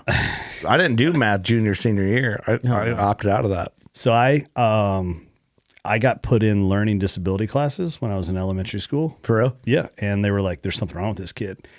And then I went into these like LD classes for like a week and my mom like flipped out and she's like, what is my son? Like, no offense against kids with disabilities, but like, I don't really think my son has a learning disability. You know what I mean? Yeah. So it turns out I was just so bored in school. I went from the LD classes to advanced placement classes, ended up taking all of my high school math in middle school, and then ended up having my high school curriculum completed in the first 3 years. Wow. So you're just riding out. Yeah. So it was kind of a joke. So like there was no senior year, went straight to college. I didn't do shit my senior year. No. Yeah. But you know what? I feel like we're talking about random shit, which is kind of fun right now. We tried to close my dad's estate yesterday, and then my wife and I went out for like a brunch, and we're sitting there, and I'm like, I feel like I'm Hear like that brunch. Yeah, it That was shrimp ramen. There was no. Brunch is pretty big. We went to the fucking egg parlor, dude. Like there was. Some Damn, the egg parlor? There was Some no mimosas. mimosas. There's There no were no mimosas at the egg mimosas? parlor. Shit the bed. I got eggs Benny to see how it compared to the That's a engine mistake. house. Nah, nothing comes close in Nebraska. We'll Only never Nebraska get- shout the I will engine. not get eggs Benedict unless it's there. And I feel like I was like, man, I feel like my memory is like gone. Like I feel like I can't remember anything because like meeting people at shows and stuff, like I can't remember anything, and I can't remember like stuff we talked about in the podcast. Like I'm like getting concerned for my brain, and Like for real. No, I'm laughing because it's true. Like I feel the same way. Like we did that podcast with John that we just put out, and we had just podcasted at PA, and I could not remember until we got to talking about it. Yeah. I couldn't remember the first podcast we did. So it's like, tell some Jim Shockey stories, because he filmed for Shockey for a while, and I'm like, right. fuck, we did a whole podcast about you talking about that, and I fucking forgot. And I don't know what it is. I don't know. All I can relate it to is like the trade show season. Sam just thinks, she's like, I think you're just under a lot of anxiety, and you're here, but you're thinking about other shit. Right. So you're not like retaining the information. Yeah, just a little brain fog. Probably not in the moment, locked in. It hurts. There was a point at Illinois, I stopped in the middle of an aisle and I forgot what state we were in. Because I was like, Holy fuck, we've been to dude. so many shows. I'm like, I don't even know where the fuck I'm at right now. Yeah. Yeah. Okay. I kind of get that a little bit, but It was weird. I don't know. I guess it's just you're more busy. Yeah. I don't know. There's There's just so much shit going on. There's a company called Protect that I know the owners of, and they have this like kind of a mushroom based mental I have Shroom clarity Tech thing. at home. I should just take that. Yeah, and man, I'm telling you, pretty legit stuff. Okay. I need to hit you up on that then. I need to do something. Yeah. 'Cause I'm worried. Yeah, no, and I'm a big advocate of a lot of that stuff, like Bourbon Barrel Calls, Primal Divide, Johnny Utah Creative, husband, father. Yeah. If anybody knows, it's you. I like to be on my A game all the time, you know. So A lot of shit going yeah, on. I'm Is that like a huge powder or mental a pill that you take? Yeah, It is. one pill a day, just a mental focus thing, and yeah, I'm a huge advocate of it. Really? I need to hit you up on that. Yep. What, does it make you feel anyway, No. or is it just like No. in the background operation? Yeah, totally. But it does help. Yes, 100%. Yeah, it's the company's called Protect. Replace the letter C with the letter K. Okay. But I believe it's 2 owners, but I know at least one of the owners was a Navy SEAL. Okay. But yeah, solid, legit company. And they make all kinds of like electrolytes and some other type Do you work stuff. with them? Yeah. Okay. So I'm not trying to be the guy that's like, well, I use this because I Yeah. don't use it as often as I should. So Yeah. we haven't been in the studio. This is the first time we've been in the studio for a podcast in a long time. Yeah. I have a canister of Alpha Brain, which I Yeah, took yeah, from I've On It? Yeah. Yeah. And I took that earlier in the afternoon, and I do feel sharper. Like I feel more talkative Yeah. and more sharp. I don't, with that, for some reason, when I do the powder form of Alpha Brain, I have to shit right fucking now. Yeah. Yeah. That happens. It didn't sit well with me either. Alpha Brain? Yeah. But think once I, tried get that it. out of the way, I'm good. Yeah, I tried it like 3 days, and I'm like, man, I don't like to shit. Period. Anyway, like I don't actually like the process of shitting. You know what I mean? I hear you. It's just a huge waste of time. I never thought about it that much. But I just go take a shit. But what I like, Shitting, sneezing, eating, sleeping. 4 biggest waste of time. inconveniences. Yes, I hate them. But what I like about like I like a Sneezing? caffeine high because I feel like I'm on my game and I'm Yeah. like do I knock shit out. Yep. But it fucks you up. I feel like. Oh, yeah. Like I'm on such a high tolerance of caffeine right now from the shows. Oh yeah. Like yeah. I could drink a pot of coffee and just be like, I'd be wired, but I'm good. My heart, I got a heart murmur, but we'll get through that. That's right. We'll push through. Palpitations. You know. Little offbeat. You got to drink another pot to put it back in place. Yeah. So a lot of our podcasts lately we've been talking about like life shit, which maybe it just says something about where I'm at. But Yeah. Well, you know. Hey, we're getting a little bit older, a little fatter. You know, we got to be thinking about that shit. yeah, no shit, right? Yeah. The brain health is in there though. But Microdosing mushrooms or something. and you know, and on that Protect thing, how I met those guys at this event right before PA. An Yeah, you event. came from there to PA. Yeah. I came from this event, this Winter Strong event down in South Carolina. Shout out to Bert Soren and Sorenex. So Sorenex equipment's gym equipment. But Bert Soren, man, like I'd heard of the guy and I'd seen some of his videos and I'd heard some of his like speeches kind of thing that he had given in the sports athlete world. And, I come from a athletic background or whatever. And that same mental application, I think, with athletes, I have applied that to like my hunting and with business is like, it's a competition. You compete with yourself to get better. It's not going to happen tomorrow, but maybe next year, Yeah. whatever it may be. So, and I think that's why the fitness side has always been a big thing, in my life. But talking to those guys and this group of people, he puts on this event called Winter Strong every year. And he invites by invitation only. And he invites like some of the coolest, raddest people from different backgrounds. You know what I mean? And that's what was so badass is it was like, I have nothing in common. Wait, I have a lot in common with that guy. You know what I mean? Yeah. Just the way people look at, life and the way the things they do. And all of these people have some element of exercise in their life. And some of them are into hunting. Some are not. Some are just into business, whatever, but they want to learn a little bit about the outdoors or survival and whatnot. So that's how I met those guys at that event. And I met some cool dudes from Bagara and, some of the Black Rifle guys were there and just so badass. But Bert Soren has this thing that he says it's thin air, deep water. And the concept behind that is, you're at a mountain, you're climbing a mountain, and to get to the top of the mountain, that's where the thinnest air is. But not everybody can make it to the top of the mountain. So the people that you're sharing the thin air with is like your people. I gotcha. And so he's like, that's what we're doing here. This is the thin air. If you want to breathe thin air or go into deep water, it's going to be a small group, but it's going to be the people like-minded. I gotcha. So the motivation thing that came out of that weekend, like, dude, I left out of there and I'm like calling my wife. I'm like, I just found like an 8th gear, maybe even a 9th gear. And my buddy Drew, that's, we talked about, I called Drew and I was like, dude, I'm taking this shit up a notch. And he's like, no. You're notched like, out, Johnny. Do not do that. He's like, dude, I go and film you for 2 or 3 days. He's like, you go home and you start editing and start, releasing the content. He's like, have you ever noticed how you don't talk to me for 2 days? I'm like, yeah. I just thought we've been together in a tent for a while. We need our space. He's like, no, I'm asleep for like 48 hours. I'm unconscious. Yeah. He's like, bro, like, no, you can't do this. Yeah. And I'm like, no, I found another gear. So, and a lot of that just kind of plays back into that like health fitness side of things, man. Yeah. And when I put out the content, I hope people aren't like, oh, John's over there flexing again. It's because I really am trying to share that because I get questions. People are like, man, how'd you come up with this? Or how are you doing this? Or, hey, it's inspiring to see how hard you work. I'm telling you guys my secret. You know what I mean? Yeah, that's for sure. where it comes from. Without that, I wouldn't have any of this. Yeah. I like that external motivation to do that. And that's why I think it's like BMX was always my motivator. I needed to and I have big plans to do that this year. To get you got that sweet ass bike. I know. I'm stoked about it too. And my daughter's getting the age where she's wanting to ride. So I'm like, man, she's not quite old enough to get like the track membership. Dude, you be out there doing that rad shit. Dude, I could rad was pretty rad. Rad was pretty rad. I didn't ride BMX and I was like, that's cool. You guys know what rad is? No.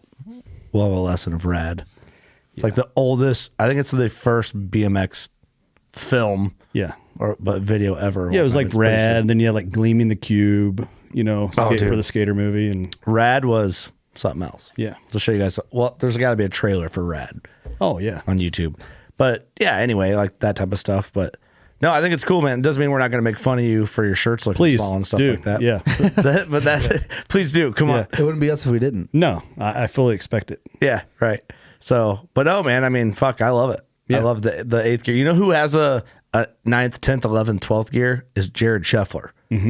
What the fuck? That guy's in 13. Yeah. I'm not going to lie. I low key, I pulled him aside at PA. I was like, because they were up for like 3 days straight. I'm like, hey, dude, what kind of drugs are you doing? Yeah. He goes, huh? Is there any in there? And no, legit, no. Oh, no, honestly, dude, he's like, he's like, you don't actually think that, do you? Like, self-conscious about it. I'm like, dude, I'm fucking kidding with you. Yeah. But how the hell do you do it? He's just wired that way. They go, and then they do crash, but not for very long. No. Yeah. It's bizarre. I had a guy send me a DM the other day, and it was like kind of we all have those, they're not really friends, but they're like acquaintances. Yeah. You know them well enough that if they text you, you'll text them back or stuff, but he was like, hey dude, like for real, what steroids you taking? And I'm like, dude, I'll tell you exactly how you do it. For 3 easy payments, do the fucking work. You know what I mean? Like, dude, why don't you do steroids though? I don't have any point. I mean, you know what I mean? If I was into weightlifting and shit, why not? Yeah, but you're not getting tested for nothing. That's true. But I mean, I'm just like, you just do the work. You know what I mean? Is that fucked up for me to say that? No. I mean, but you know what I'm saying though? Why not? Yeah. I would if I was that into it. I'd be like, fuck it, he ain't testing me. Yeah. Not per. You know what I mean? You're not competing, or maybe you are. Right. I don't know, No, but I would. No, the What the age hell? cutoff for the Olympics, I'm past that. Ah, shit. But if I was into like lifting and shit, Yeah. I mean, can you do it healthily? Yeah. Oh, yeah. Yeah, you can definitely do it healthy. Why not then? Yeah. I guess there's always that possibility. You know, like Run it, dude. You know what I mean? Am I out of pocket for saying that? Run the roads, babe. I can see it now. Like I'll really tighten up my diet or something, or like go on this cardio thing, and they're like, "Yep, listen to podcast number so and so. Kurt talked John into doing steroids."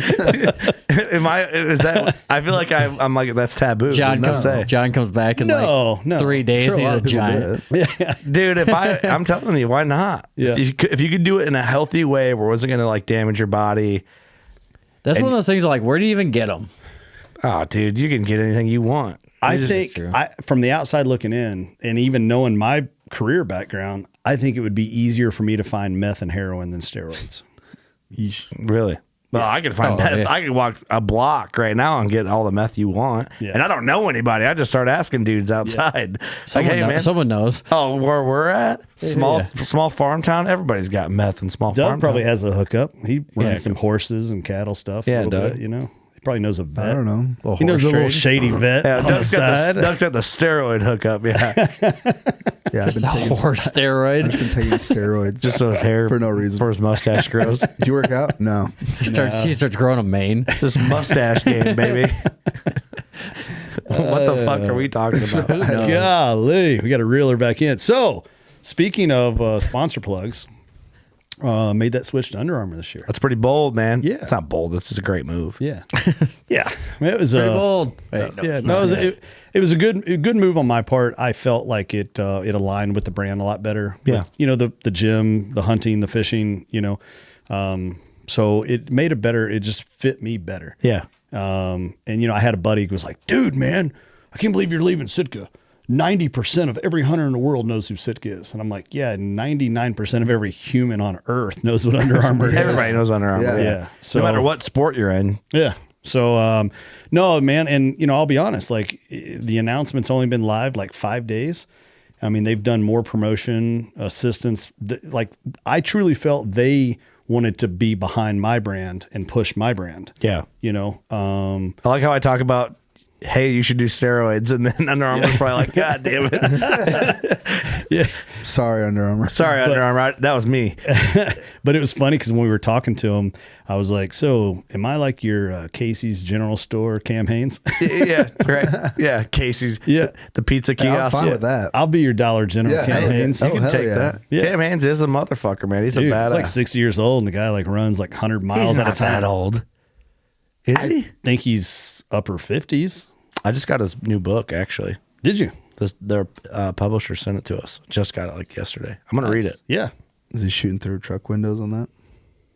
Just kidding. What the fuck are you talking about? I'd like to read it. Cause I I'm think I'm gonna didn't read it. Rogan he did the forward and, Yep. and David Goggins Yep. did I haven't started. I just got it. Yeah. So I am going to read it. Yeah, I would like to read it. No, I mean, is it a I big give book? the guy Big boy? props. Huh? Is it a big book? It's like we're not talking about his book right now. We're talking about the Under Armour deal.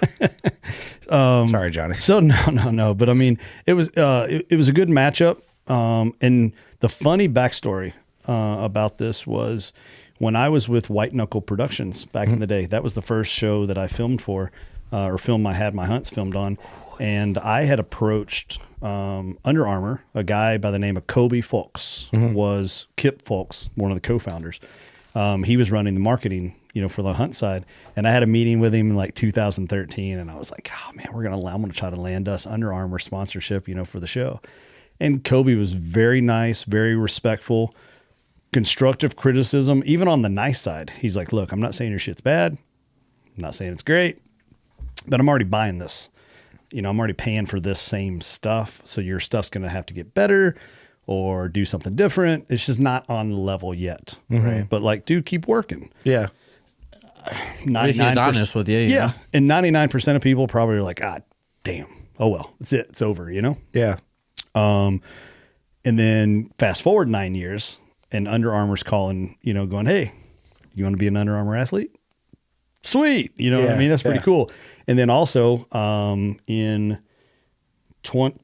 in 18 days, I'll be flying to Bahamas to photo film for Kobe's fly fishing company. Him and his partner Steve, they have a company called Rise, and I'll be doing photo content and video content for them out there. So I'm No like, shit. my shit wasn't good enough 9 years ago, but now I got picked up by Under Armour, and then they're paying me to, Yeah, go well, shoot that's awesome, content. dude. Yeah. So I mean, Congratulations. thanks. So it's kind of one of those things like, but that's 9 years. How many people are willing to work 9 years? Some people will try. Not enough. I'll give it a month. I'll give it 2 months. right. Yeah. But 9 years. So when people talk about, hey, I want to do this in life, I want to do that, and I'm like, well, why haven't you already started? Yeah, right. You If have you're to going to start do now. it, you already would have done You it. have to be proactive. Yeah. And I'm like, if you're going to do it, yesterday was better than today. Today's better than tomorrow. Yeah. So if you don't have that mentality, I'm sorry, you're never going to succeed. And I'm very blunt with that kind of with people, Yeah. Yeah. You have to I mean, be. you got to be. That's Yep. right. Think about you guys. How many times in this podcast, episode 7, episode 22, you're like, is this actually really going to go anywhere? Or are we just fucking off? Like, Yeah. was there ever a time where you guys kind of talked and said, are we going to stop doing this? Legit, Or- never. No, Good. never. See? And that's why you're here. That's Yeah. why we're sitting here right now. Legitimately, It's because that never happened. We've never had that conversation. We have Yeah. never have. It's always Ever. been what's the next plan? And I wouldn't have asked that question if I didn't already know the answer. You know what I'm saying? We're like, well, we I talked about wasn't it a couple setting you times. up. I would have been like, oh, well, so anyways. Actually, fourth trade show in, we actually kind of mentioned it this year. No, I'm kidding. Fuck all this. Yeah. No, but like legitimately never. I've never even thought about it. Yeah. No. So, and I say a lot of this because I want people, people listening, you can do whatever you want to do. It may be easier for some, but nothing replaces hard work, and you have to start today or yesterday. You know what I mean? Yeah. And that's the only way you're ever going to get to tomorrow, the way you want to get to tomorrow. And tomorrow might not be as good as what it was, but as long as you're better today than you were yesterday, eventually it might take 9 years, or it might take episode number 528, but eventually you'll get to where you want to be. Yeah. You guys, this Your All's podcast, you guys are killing it. You know what I mean? I see you everywhere. I go to the trade shows, and every year I noticeably notice more and more people at your booth. You know what I mean? Yeah. Which is cool to see. And so, like, I've kind of seen your all's growth. I mean, I went from not even knowing who you guys were to like, oh, dude, they're my buddies. You know what I mean? Right. So like, Yeah. it's cool to see your all's growth in that. And I like anybody that puts in the work. I'm always happy for them. Always. But We kind of seen each other's growth. I mean, since yeah. I don't know what year the first time we had you on, but I mean, Yeah, we've seen a lot shit. of growth out of you too since Yeah. the beginning. Yeah. Because how many episodes have you done with us? 7. This is the 7th or the 8th? Well, this is 7th, 8th counting the Drury Yeah. Deercast. Yeah, that counts. Yeah, so number 8. Yeah, so I don't know what the most frequent reoccurring guest is, but you're up there. Yeah. Yeah, for You sure. got to be up there. Me or Clint or, Yeah, Clint's kind of like he just has his own. But now he's got, season. you guys Yeah. got that. yeah, Probably you. Yeah. yeah. I would think I've never. Champion. Yeah, you're up there. T-Bone's been on quite a few times. Yeah. Whitetail Adrenaline's been on quite a few times, but you're up in that. Yeah, you're up in there for sure. For Yeah. sure. So it's super awesome. And it's awesome that we're close and, We're just fairly supplements close to each other. Yeah. It's like the Oh, same yeah. thing we tell our other guys that have like Yeah. video projects or shows or whatever it may I mean, there's be. a reason why I called you in Saskatchewan on FaceTime and it was on video. Yeah, You know what I right. mean? Like, I love supporting your all's brand, and you guys do a great job of giving me an opportunity to I didn't come get a on here. call. And Yeah. Well, I'm just giving you shit. no, dude, we love it, man. We Yeah. love having you in. We love when you bring giant fucking meese in, and dude, Mises crazy. it's bad. We never had a moose rack sitting on the studio table. There's another, and that's what I love about this season, and I love talking about it because it may never, ever, ever happen again the rest of my life. That's So I'm going to amazing. live it up. Yeah, Never say never. Yeah, you never know. Never know. And that was, it's funny because that's what I told Under Armour. I said, I don't say this in a cocky way, but no one will ever outwork me, ever. yeah. And Somebody what's might nice have is- more success. I don't know. Yeah. but no one will outwork me. I like I that, can dude. promise that. That's a good confidence to have Yeah. because you can know that. Oh yeah, what I mean? yeah, because it's me. Yeah, you know what I mean. Like you it's really believe that, and 100% you have to. wholeheartedly. Oh, yeah. I go to bed every day knowing that I worked my ass off, and I'm the same way. and I'll make up for it the next day if I feel like I fell short. People at my day job right now think I'm fucking nuts because I showed up at 3:00 this morning So you could get off early or, whatever. No, I just showed up at 3, but Okay. I was up till 10:30 shipping packages last night, and they're like, That's gangster. how do you do that? I'm like, Yeah. I don't know. I just do it. People don't. It is what it is. And people right. on the outside don't get it. It's like, want to talk like, oh, how does Eric get shit shipped out so fast? Or like, how you guys crank out episodes so quick? Or how you guys at all the shows and then still going out at night? Right. It's like, Yeah. hey, It's a matter of how bad do you want it. it's a lifestyle. That's the easiest way to Yeah. just explain. We're just living it. I've always been a hard worker, and there was a couple years ago I had a videographer that came into town to video during whitetail season, and I remember he would go to bed when we got home from the evening hunt, and I'd be in the office, and then when he woke up, I was already in the office. So he's like, "Did you actually sleep?" I'm like, "Yeah, I mean, I slept for a couple hours, but I went ahead and got back up and got a head start this morning." And we'd come back from midday. He's like, "Man, I think I'm gonna take a little midday nap." I'm like, "Oh yeah, rock and roll, dude. I'll be in the office working." You know what I mean? Don't get me wrong. I love my naps. Yeah, yeah. So A half-hour nap. Here I can't never take a hurt no one. midday nap because it'll just end up being to a 6 hour. Yeah, Oh, not me. that's my problem. I can't do that. midday Give nap. me a little half-hour nap, and I'm good to go. yeah. I don't have that much self control. Yeah, I'm knocked out. He left though at the end of that week, and he's just like, "Look, man, I don't like. I'll admit it. I'm gonna tap out. I can't hang. Yeah. Some people All right, can't. man. Yeah. No hard feelings. You got to love what you do and you got to be motivated for what you do. Yep. And and I get it. It's different when it's your thing.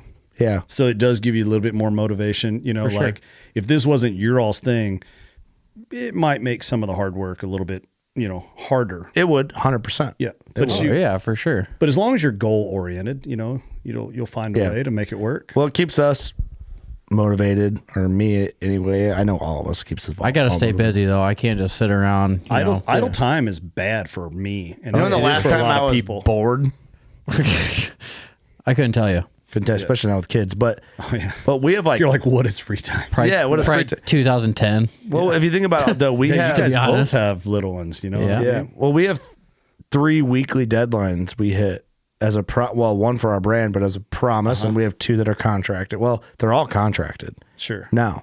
So a jury series has to go out every week. A CC Hunt Files has to go out every week, and a working class bow hunter series has to go out every week. Mine's contracted every night because I got to get the packages out. Yeah, You know what I mean? But I feel like a pile of shit when when an order sits there for 2 or 3 days. Like, Yeah. oh my God damn it. Yeah. I got to Yeah. go down and do that. yeah. But we put in the work to set it up to where we can be here and do it, or you can go to your basement and do it. Right. And it's like that takes work to get that there. Oh, for Yeah. sure. You know what I mean? So to get things to be a little more convenient, it takes more work, but it's also, I don't know how that adds up, but I mean, if we were still doing this the way we started doing it, it'd be a fucking train wreck. yeah, you could not do it. No. It just wouldn't work. But I don't know, man. We're all fortunate. I think all of us here are fortunate and thankful, but it's not for no reason. Right. Yeah. Well, and right now we're working with a lot of the same brands. Definitely. But There's Loophole. Loophole Novix, Saint Crusher. I don't know all the other ones yet. And there's got to be another one. Novix, yeah. Novix, Loophole, Scent Crusher. That might be the 3, but Black still. Ovis. Black Ovis. Grizzly. Grizzly. Oh, yeah, Grizzly. Crispy? Nope, we're not No? working with Crispy. Okay. Nope. Not yet. But I wear them. I like them. Not yet. Not yet. Well, I don't know. We're getting Crispies, Okay, yeah. but we're not working with Crispy. Yeah. I guess I don't know. I'd have to see the hit list. Yeah. Old Barn. Well, how did we miss that? We talked about that already, though. HHA. HHA. Yep. There's a lot. There's a lot more than than what There's, I there's thought. a lot that we're working. There's probably more in there once you Yeah. pull up the hit list. Yeah. Yeah. I mean, well, we can just name off the list, but we don't need to do Yeah. that. But no, man, it's pretty cool. It's full circle. Yeah. It's good to have you back in the studio. Dude, yeah. No, I always like coming in here and hanging out with you guys. Upcoming season. What you got? Well, since I lost that really nice whitetail lease, I was like, screw it. It's going to be a mule deer season. you So go. I made a hard left at Albuquerque and started buying up a bunch of mule deer tags, Colorado, Wyoming, and Saskatchewan. Who's going to be the hit list? You got to find out yet or what? Well, Colorado. Or all of it. Yeah, all of Oh, them. you're doing all of it. Yeah, all of them. Yeah, so Wyoming, I didn't screw around. Instead of doing that general tag, I'm like, screw it, I'll just buy the special tag. In Wyoming? Yeah, just to go ahead and go from like, I think it's like 50% draw odd to like 92% draw odd. Yeah. I'm like, screw it. Give I me that. risk it, yeah. Yeah. Because I did not draw Arizona elk this year, which means that's a guaranteed basically for next year. But so Colorado, I put in for a tag there, but there's a landowner tag possibility that if I don't draw, so that's I need to start thinking about Colorado. that's pretty cool. Quite a few points. And then Saskatchewan, that's a lock. Let's see, Kentucky Velvet. That'd be cool. That would be cool. Then so I think it goes I didn't do that. Kentucky Velvet, and then Colorado, and then Africa, and then Kansas whitetail, and then Wyoming whitetail. And there's something like at the end of October, I thought. I don't know why I'm drawing a blank on right now, but You're not and gonna then hunt Iowa. finally Iowa. It's just a Then- lot of stuff. yeah, then Right. I think that's what it is. I think I figured the last week of October is when I was going to start chasing deer in Iowa. Come back. I'm going to make sure this camera's recording. Yeah. Yeah, for sure. And then, so yeah, Iowa, and then Saskatchewan, and then back to Iowa. Yeah. Yeah. So I need to make Busy, it down. crazy. I need to make Busy, it down to busy. Kentucky. I don't know if you knew this or not, but I picked up some ground down there. oh, sweet. I don't know why I didn't even put two and two Yeah. together to ask you about it. Yeah. You need anybody to go maybe kill a deer on it this year? I got lucky though because my wife's family actually moved from Illinois down there. Oh, what part? Like eastern, northern? We won't put the GPS coordinates out, but Western. it's a whole nother planet over there. Western It's the side of the only state? part of the state I don't know a lot about. I'll show you. Yeah. Off camera. But like central, northern, southern, eastern, I know all those counties You pretty gonna go well. down there? I need to make it down there. I mean, it's. Yeah. I just got to buy a tag. I got Yeah. the place to go and stay. And And this year, so if you look at the calendar, you know how there's always like, it always goes back, and they always do the first Saturday of the year now. They used to not. It used to be like September 15th. see, I don't know anything about it. So now the year I moved away was the year that they started going to the first Saturday of September. Of course. Oh, Because gotcha. like we never got a chance to kill velvet deer. So it used to be the 15th every year. Yeah. Okay. So you might catch a deer That's still in velvet. kind of late. Yeah. Yeah. So then they went to the first Saturday, the year I moved away, and I'm like, you rat bastards. You know sons what I of mean? bitches. You sons Yeah. of bitches. So got this bamboozled. year, I believe it's September 3rd is the first Saturday. Wow. Now next year will be September Brad. 2nd. Oh, so you get Yeah. So anyways, there should be 3-4 days solid Right. to go after velvet all over the state. So yeah, I'm going to try that this year. Go back down there. I was Have you shot a velvet whitetail? Never. Because Never? like I said, when I lived there, the season that's wasn't right, open that's right. soon enough. Yeah. That's like on my bucket list. You'd have Is to be like really lucky to get one. Yeah. is a velvet that? whitetail. And the 15th. And you you'd be, have the Really opportunity. lucky to get one. Yeah. Yeah. That's what we were just talking about. Yep. That. Yep. Are you going to do that this year? I missed that. I'm I sorry. don't know if I'm gonna do it this year or not, but I mean, Tough with the baby. And the baby and But you should. all the other shit we got going Hey, on. So let's do it this year. Yeah. Why Wait, not? you got a turd in your pocket? hey, you guys this go. weed shit? Hey, yo. Hey, yo. You guys go there because me and Austin are going to Wyoming for elk. Yeah. You got to use it by stand. Remember, we have a rule. That's how we do it. That's how we kill animals. I helped you. You helped me. Yeah. Yeah. Bada bing, bada boom. Bada bing, bada You bing. got an adventurous fall coming up. Yeah, though. you do. Yeah. The year, Busy. the year of the mule deer. So The year of the mule deer. Yeah. Primal Divide. Well, let's not mule skip deer. Africa. What are you going for Africa then? Kudu. Everybody's going for Hell yeah. You got. They're so You gotta badass. go. Impala is number 2. And the guy was like, Impala's usually not number 2. It's usually kind of like one of those like number 4, number 5 Right. animals. And I was like, well, I have a 63 Impala tattooed across my back. So I was like, that's why I want an Impala. Yeah. Yeah. And Wiry little animals are cool. yeah. And so my dad and I never did anything together when he was alive, when I was a kid anyways. But we restored a 63 Impala together. So Pretty that's why the badass. 63 Impala is tattooed on my back. But so yeah, I want to shoot an Impala. And then after that, he's like, what else? I'm like, I don't know. Like whatever looks cool. Maybe a Gimsbach or a Springbuck or, you know what I mean? Like one of your little goatee looking things or something like that. Maybe a warthog. Something I can't pronounce. Yeah, right. Yeah, yeah. Give me one of them bucks spelled B-O-K. I don't care. Yeah, exactly. Yeah. Yeah. So, so that's... Give me one of them big ones. Hell, I don't care. Bumblebee too. Yeah. I'm like, screw it, man. Let's do it. So, yeah, that'll be kind of neat. I really wanted to go like July-ish, but the guy I'm going with, the dates that were available was kind of like that second week. Isn't later the better? I guess because that's getting closer to their winter, or maybe it's getting more into their summer. Maybe that's so. I've been to Brazil, and that's south of the equator where I went, and it was like opposite. Yeah, if I remember right. Yeah, it was like winter down there, but it like really wasn't winter. Yeah, I want to say where it's kind of would be getting towards our winter, it's getting towards their summer. So the later you go, they're a little more water dependent. Oh, okay. So like you kind of can see. I don't know if it's opposite, but it's east. You know what I mean? So I don't know if it shit's weird. I don't know how maps. I've seen it on a map once. Yeah, it's purple. But the whole thing with Africa was like, the animals are cool, but like as a photographer, I want to go photograph Africa for sure. That's what really draws me there. Yeah. And I know it sounds stupid and cheesy, but it's not make believe. I really want to be a part of giving the meat to the local families. And Chase villages. Rawson told me you have to go to the orphanage and like have that experience. Yeah. Which is cool. I never thought of it. I didn't either until he said that. I was like, oh shit. Wow. Yeah. Yeah. I want to do that. I think that would be like almost like a spiritual thing. You know what I mean? Like it's a feel good thing. Yeah. It would be on a monumental level. Oh, you know what I mean? Like sure. It would be. Think about how many awesome. people get to experience that. Yeah. Not many. No. Not many.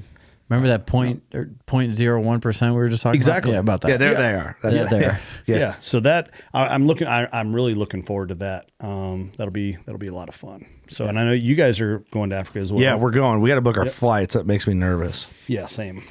Yeah. It's like, son of a bitch. Yeah, we're going. It's like a lot of loose details still. I know. So it kind of makes me feel like we're going, but I'm like, there's a lot of work still we're going. That's how I feel a little bit about it. Question mark? Was there a question mark in there? No, hesitancy. Well, and I've traveled some with the COVID thing, out of the country, and it's kind of a pain in the ass. Like today I just went on this site for this whole Bahamas trip coming up in a couple weeks, and I got to go through all this back all over again with the COVID testing. And so they don't make, I think they test you for going documents. over there, but you don't need to be vaccinated for South Africa. Yeah, I do remember that. My wife goes, well, why do you think they're not worried about COVID? I'm like, I think they got bigger fish to fry over there. Yeah, I'm like, there's like malaria, like AIDS, lions. I just think there's other things, much real bigger dangers, threats that they're more concerned about. Yeah, plus things are a little more gapped out. Yeah, Crocodiles. I want to shoot a cobra. You gotta go to Thailand for that, boy. Dude, you shoot a baboon? No. Sign me the fuck up. Let's go. Dude, were you there for that story at ATA? Oh my God. So I don't even really want to tell it because it won't live up to like the story. We gotta wait till Pitts is on. I'll have to tell you after. Okay. It's a baboon story. Yeah. It's hilarious. Michael Pitts told us and we were crying. Yeah. We're like crying. none of us could do this story justice because just with his southern accent and the way he does it, I mean, he's so animated. There was. Did you shoot one? No, there was. Why? I think because I'm shooting me thousands of years ago. Yeah, I just ate coyote. What's up? I'm ready. You know to go. what I mean? There was. Yeah, but we were never baboons. If we were baboons, there wouldn't be baboons. Or did they just stop evolving? Was there a separation? Hey, well, I don't know. hey, gold sucks jacket, to stop green jacket. evolving. You But know what I'm like, saying? You catch and eat I fish had all the heard a time. story once what's that? of a baboon-ish type animal, a furry, like miniature, kind of humanish looking type critter, and gets arrowed, and I guess it grabbed the arrow and was like, and like pulled the arrow out. Do you know our story? Oh, really? Yeah, it's like the same shit. Okay. Kind of, But I didn't hear kind the of, but story. different. But I wonder if it's the same story got retold and then eventually got told to me, or I didn't hear him about pulling the arrow out. Dude, I just watched Tim Wells kill like 30 baboons with a blowgun. dart, yeah. I'm cool with shooting one with an arrow. He did too. Oh yeah. I watched it. We were sitting here watching it. Fucking insane. It's bizarre. Is there an animal out there that any of you guys are like, don't really have any desire to kill? There's a lot of those. Yeah. But like most African animals. Like it's like, I get diker. Yeah. Nah, I'm good. Like a little baby deer. But like, would I shoot one? Yeah. Yeah. In the moment. Yeah, I'd shoot one, you know. But like, I don't know if there's any animal that was like, oh, I couldn't shoot that. Right. And I don't know. Maybe there's one, but I can't think A of it. giraffe. Oh, sign me up. See, I don't think baby. I could ever kill a giraffe. Sign me up. They seem all peaceful and shit. Yeah. Have you ever seen them fight? Yeah, that shit's Oh, violent. it's brutal. They're gangster. Well, so They kill each other. well, my buddy yeah. Ward from break Musket their Powder, necks. Ward's got a Euro giraffe skull, and it's pretty cool. Like the Euro skull is pretty cool in his house. And we were actually talking about this earlier today, and I'm like, but I like life size mounting stuff. And I'm like, what am I going to Fuck, do? you Like put a have the giraffe, neck go yeah. around the friggin' like family room, like off the banister? You do the neck mount thing that they do. You know, That's true. but it's kind of doesn't. Yeah. It doesn't do anything for me. It's weird. I know that they fight violent, but to me, they're not aggressive. Oh, all they're I not at think is all. Jeffrey from like Toys R Us. Or, You know what I mean? or the zoo where you just like you're hand feeding them and they just got that Yeah. weird tongue and they. Yeah. Yeah, it's weird. You getting put down. You're dead. Eric's like, yeah. well, is Hey, there an animal you're that 30. you wouldn't shoot? Like A giraffe. Oh, besides the giraffe, is there like one you're like, I'm good? It would be hard. Like I had a chimpanzee as a pet as a kid growing That's a up. little different. That's not a Pretty game wild. animal. Yeah, like I don't think I could shoot like any of those like primate looking things. You know what I mean? Yeah. I mean, like a gorilla like coming after me in the heat of the moment. Yeah, I'm See, gonna defend it'd myself. feel a little wrong killing like something like that. But yeah, I mean, we're not like shooting down like parrots and shit. Like we're not, you know, We ain't shooting German shepherds over here. Hey, yeah, right. Leave right. the birds out of this. Right? Yeah. yeah, we're not doing anything crazy like that, you know. But Doug's all about the birds, you know. I can't wait to go to Africa and see all the birds. Yeah, But that's 80-inch kudu in there. And just do a little- I was looking this way. how awesome are those things, man? they're massive. Yeah, they're huge. It's They're huge African elk. Yeah, It's like the equivalent. yeah. It's the same thing. Yeah, I've already got so many like shots in my head that like things that I want to take photographs of, you know what I mean? And some of it might be some like Lion King stuff that like filtered in or whatever that I've seen, but I'm like, I want to get that National Geographic, just some of that cool like golden hour type stuff. You'll do it in a level that's different than most like African film type stuff. I'll try. I hope that's the goal. We're gonna have Hopefully I don't fail a miserably. chapter of African podcasts, I imagine that. Yeah. I'm hoping open because some people don't give a shit about Sam's going to shit himself. Think about it. Like, He's gonna have Oh, to contract in some people. you imagine all the African stuff that's going to arrive at Old Barn in like a year. we might have a year stuff, and a half from we now. might have some stuff done down there though. Like Sam said, he was cool if we did that just okay. to make it easier. Yeah. I guess it's easier to ship it And that cheaper, way. yeah. Yeah. So, but it depends. If I kill 3 animals and that's it, because that's all I really want to kill, then I'll have Old Barn do it. Yeah. I guess I'll kind of make a decision there. Kinda, yeah. How much is it going to be for that? You know what I mean? Like, Yeah, you're just going have to it totally done mount and it. just- Yeah. And if it's a small shoulder mount or something like that, you know. Yeah. 'Cause they gotta Even do- some cool Euros will be sweet too. yeah, honestly, I want to kill a kudu, an oryx, or what's the other name for an oryx? A Gimsbuck? Mm-hmm. Buck? Yep. Those are my top 2, and then I'd like to kill like a black or a blue wildebeest. Mm-hmm. Because it's just it's a poor man's buffalo. Yeah. Poor man's Cape buffalo. I would shoot Impala too. And Impala would be If cool. I could choose, I'd do the kudu and then the orc, the straight up one. Yeah. Gibbs, Antler. yeah, oryx. Well, then obviously, you know, there's Chandler's the going Cape buffalo. Nyala and the Chandler's going Sables. Yeah. Those are cool. pretty dope. What's it cost to shoot a giraffe? $20,000. You can't afford it. I'd say it's probably only like, I don't know. I'm shooting from the hip. I bet it's only like $2,500. Here, I'll be your Jamie. $3,500. I'll be your Jamie. Really? Yeah. Hey, How much? Jamie, How hook it up. much? 25, $3,000. What? No Eric's gonna way. trade all his in for a giraffe. Or is it like 10 grand? Bet. I mean, I wow. don't know. I bet you it's 15 to 20. That'd be insane if you It's a big killed animal. a giraffe. Trophy fees. Look how huge that is. Hold on, that ain't right. Don't look at that. Jim. Making Play-Doh snakes over there. God, look how big that is, dude. Giraffe hunting gallery. There's a cartoon picture. 7-day giraffe and eland package. Well, that's a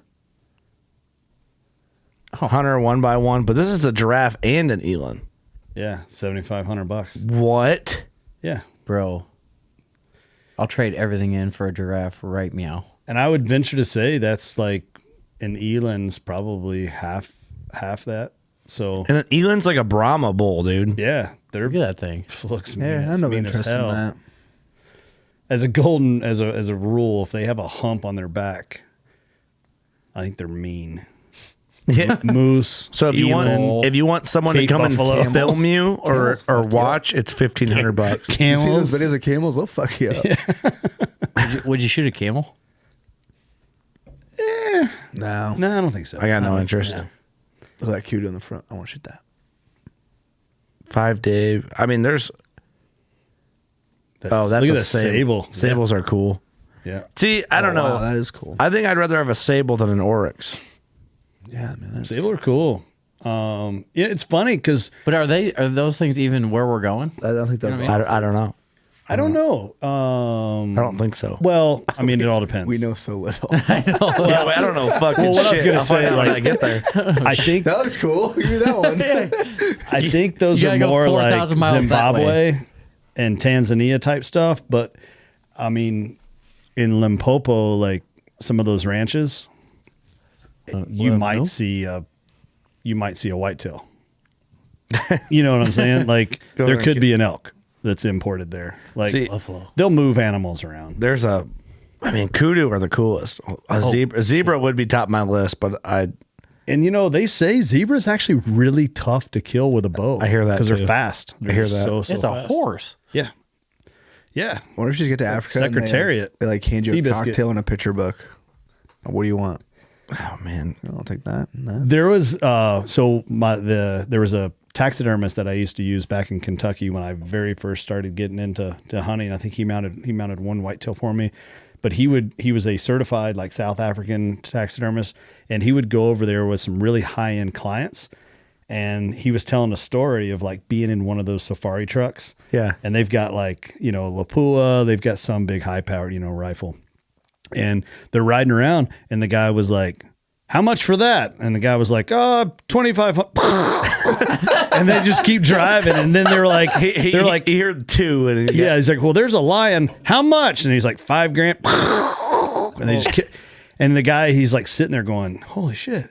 Like he's kind of keeping track of it. He goes, dude, by the time we made it back to the lodge and the PH were like going out and like picking up all the animals. Yeah. There's They lost track themselves. like, dude, it's like 50, 60 grand, you know? look at these kudu though. God, they're so cool. Yeah, They're neat. It's like I don't know if these are big or small kudu. You know, they all look great to me. that actually is a legitimate big one. Yeah, the mass looks. Yeah. But I mean, how crazy? That's a cool one too. Yeah. Wide. Yeah.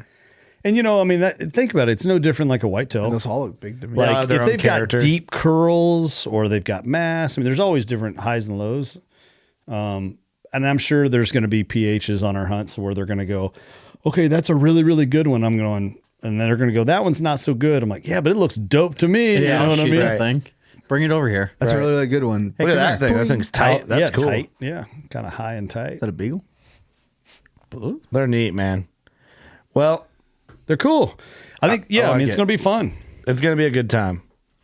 And best of luck to you this year, man. Looking Yeah, forward to thank you. seeing some of the Yeah. episodes. You're Appreciate pushing it. out another level of quality that is just impressive, man. You're Thanks. killing it. I'm happy for your success. Thanks. And I appreciate you trying to step it up. Thanks for bringing the goods. Yeah. Keep grinding, man. Yeah. This is the number one Johnny Utah episode we've done. Yeah. I Cool. think. What do we call it? Do we call it Johnny Utah? Do we call it Primal Divide? Do we call it? Johnny Utah's Primal Divide. I don't know. I like that. There you go. Simple. Clean. Nice. Sick. Yeah. That's why you're in marketing. Nerds. You got anything to add? Where can people find you? Man, Johnny Utah, johnny.utah.hunt on Instagram. And then primal_divide on Instagram. Facebook still sucks. As Fuck always. Facebook, dude. It's horrible. It's terrible. I don't absolutely even horrible. fuck with it. Yeah. The other day, it's like 1,500 likes on a post. And then I go to the same post on Facebook and it's like 32. Yeah, same here. Yeah, I'm like, rad. With one angry face. Yeah. What? Who's this guy? Yeah, it's like my with a laughing, crying face and something that's not funny. You're like, man, fuck that guy. Some liberal. Yeah, If it wasn't for Follows Marketplace, for no I definitely would not have yeah, Facebook. Yeah, for sure. If it wasn't for Marketplace. Yeah, I live on Marketplace, dude. man. Dude, I found a deal. This guy's got a dash mat for a 60. For I haven't even got one of those, but that's a deal. For trade shows, I'm always sitting with them and be like, look at this. All it did. Facebook's for boomers. This guy, he's got a footprint gas pedal. He only wants $15. What? It's fucking awesome. Do you want me to think of the dog? Kind of weird. Kind of weird. Yeah, so I saying. would really appreciate it if people would go over to Waypoint and check out the shows there, or you can go to YouTube. Once I give the show live and it shows live on Waypoint, then by contract I can put it over to YouTube. But Watch it on Waypoint. yeah, watch it on Waypoint. That's Support where I would hunters on a prefer. hunting platform with Yeah. good people. Yeah. That's the way to actually do it. Yep. YouTube is just there. It has to be there. We have to be there. It's there. I mean, it's the general fund. You know what I mean? Yep. But Waypoint is where I want people to go to stuff. And that's why I set the contract up there is where they get it first. Yeah. And I want to encourage people. And I think what I'll do is once the show premieres live on Waypoint, I'm going to wait like a full 30 days. And because I want people to go to Waypoint. Right. Well, right now, if you get on Waypoint now, hit Primal Divide. It's on trending now. Right now, if you go to the homepage, click on it. There's 3 episodes on there right now. If you could have all of them done, you can be caught up. Yep. It's video. You got the on-demand section right there. So it's super cool. So, and those guys they've been awesome to me. They've pushed a lot of stuff out. They put the show up there on the first spot on the trending now thing. That's That was awesome. super cool. We're working on jumping on Waypoint as well. Yeah, good. Yeah, and it's like I said, they have been straight up and legit with me, and the numbers that they're talking and the push that they're putting behind it, I think I got a lot of faith in right now, and I think they're going to be the leader in that category. Kick ass. That's what we want. Yeah. Yep. Doug, Eric, anything? Nope. I got something to add. Thanks for Add coming, it. Johnny. What you got? Good luck this season, buddy. Thanks, man. Good luck, buddy. Yep. Appreciate Good you. luck. I got one thing to add. Thank you all. Go shoot your bow. We love you.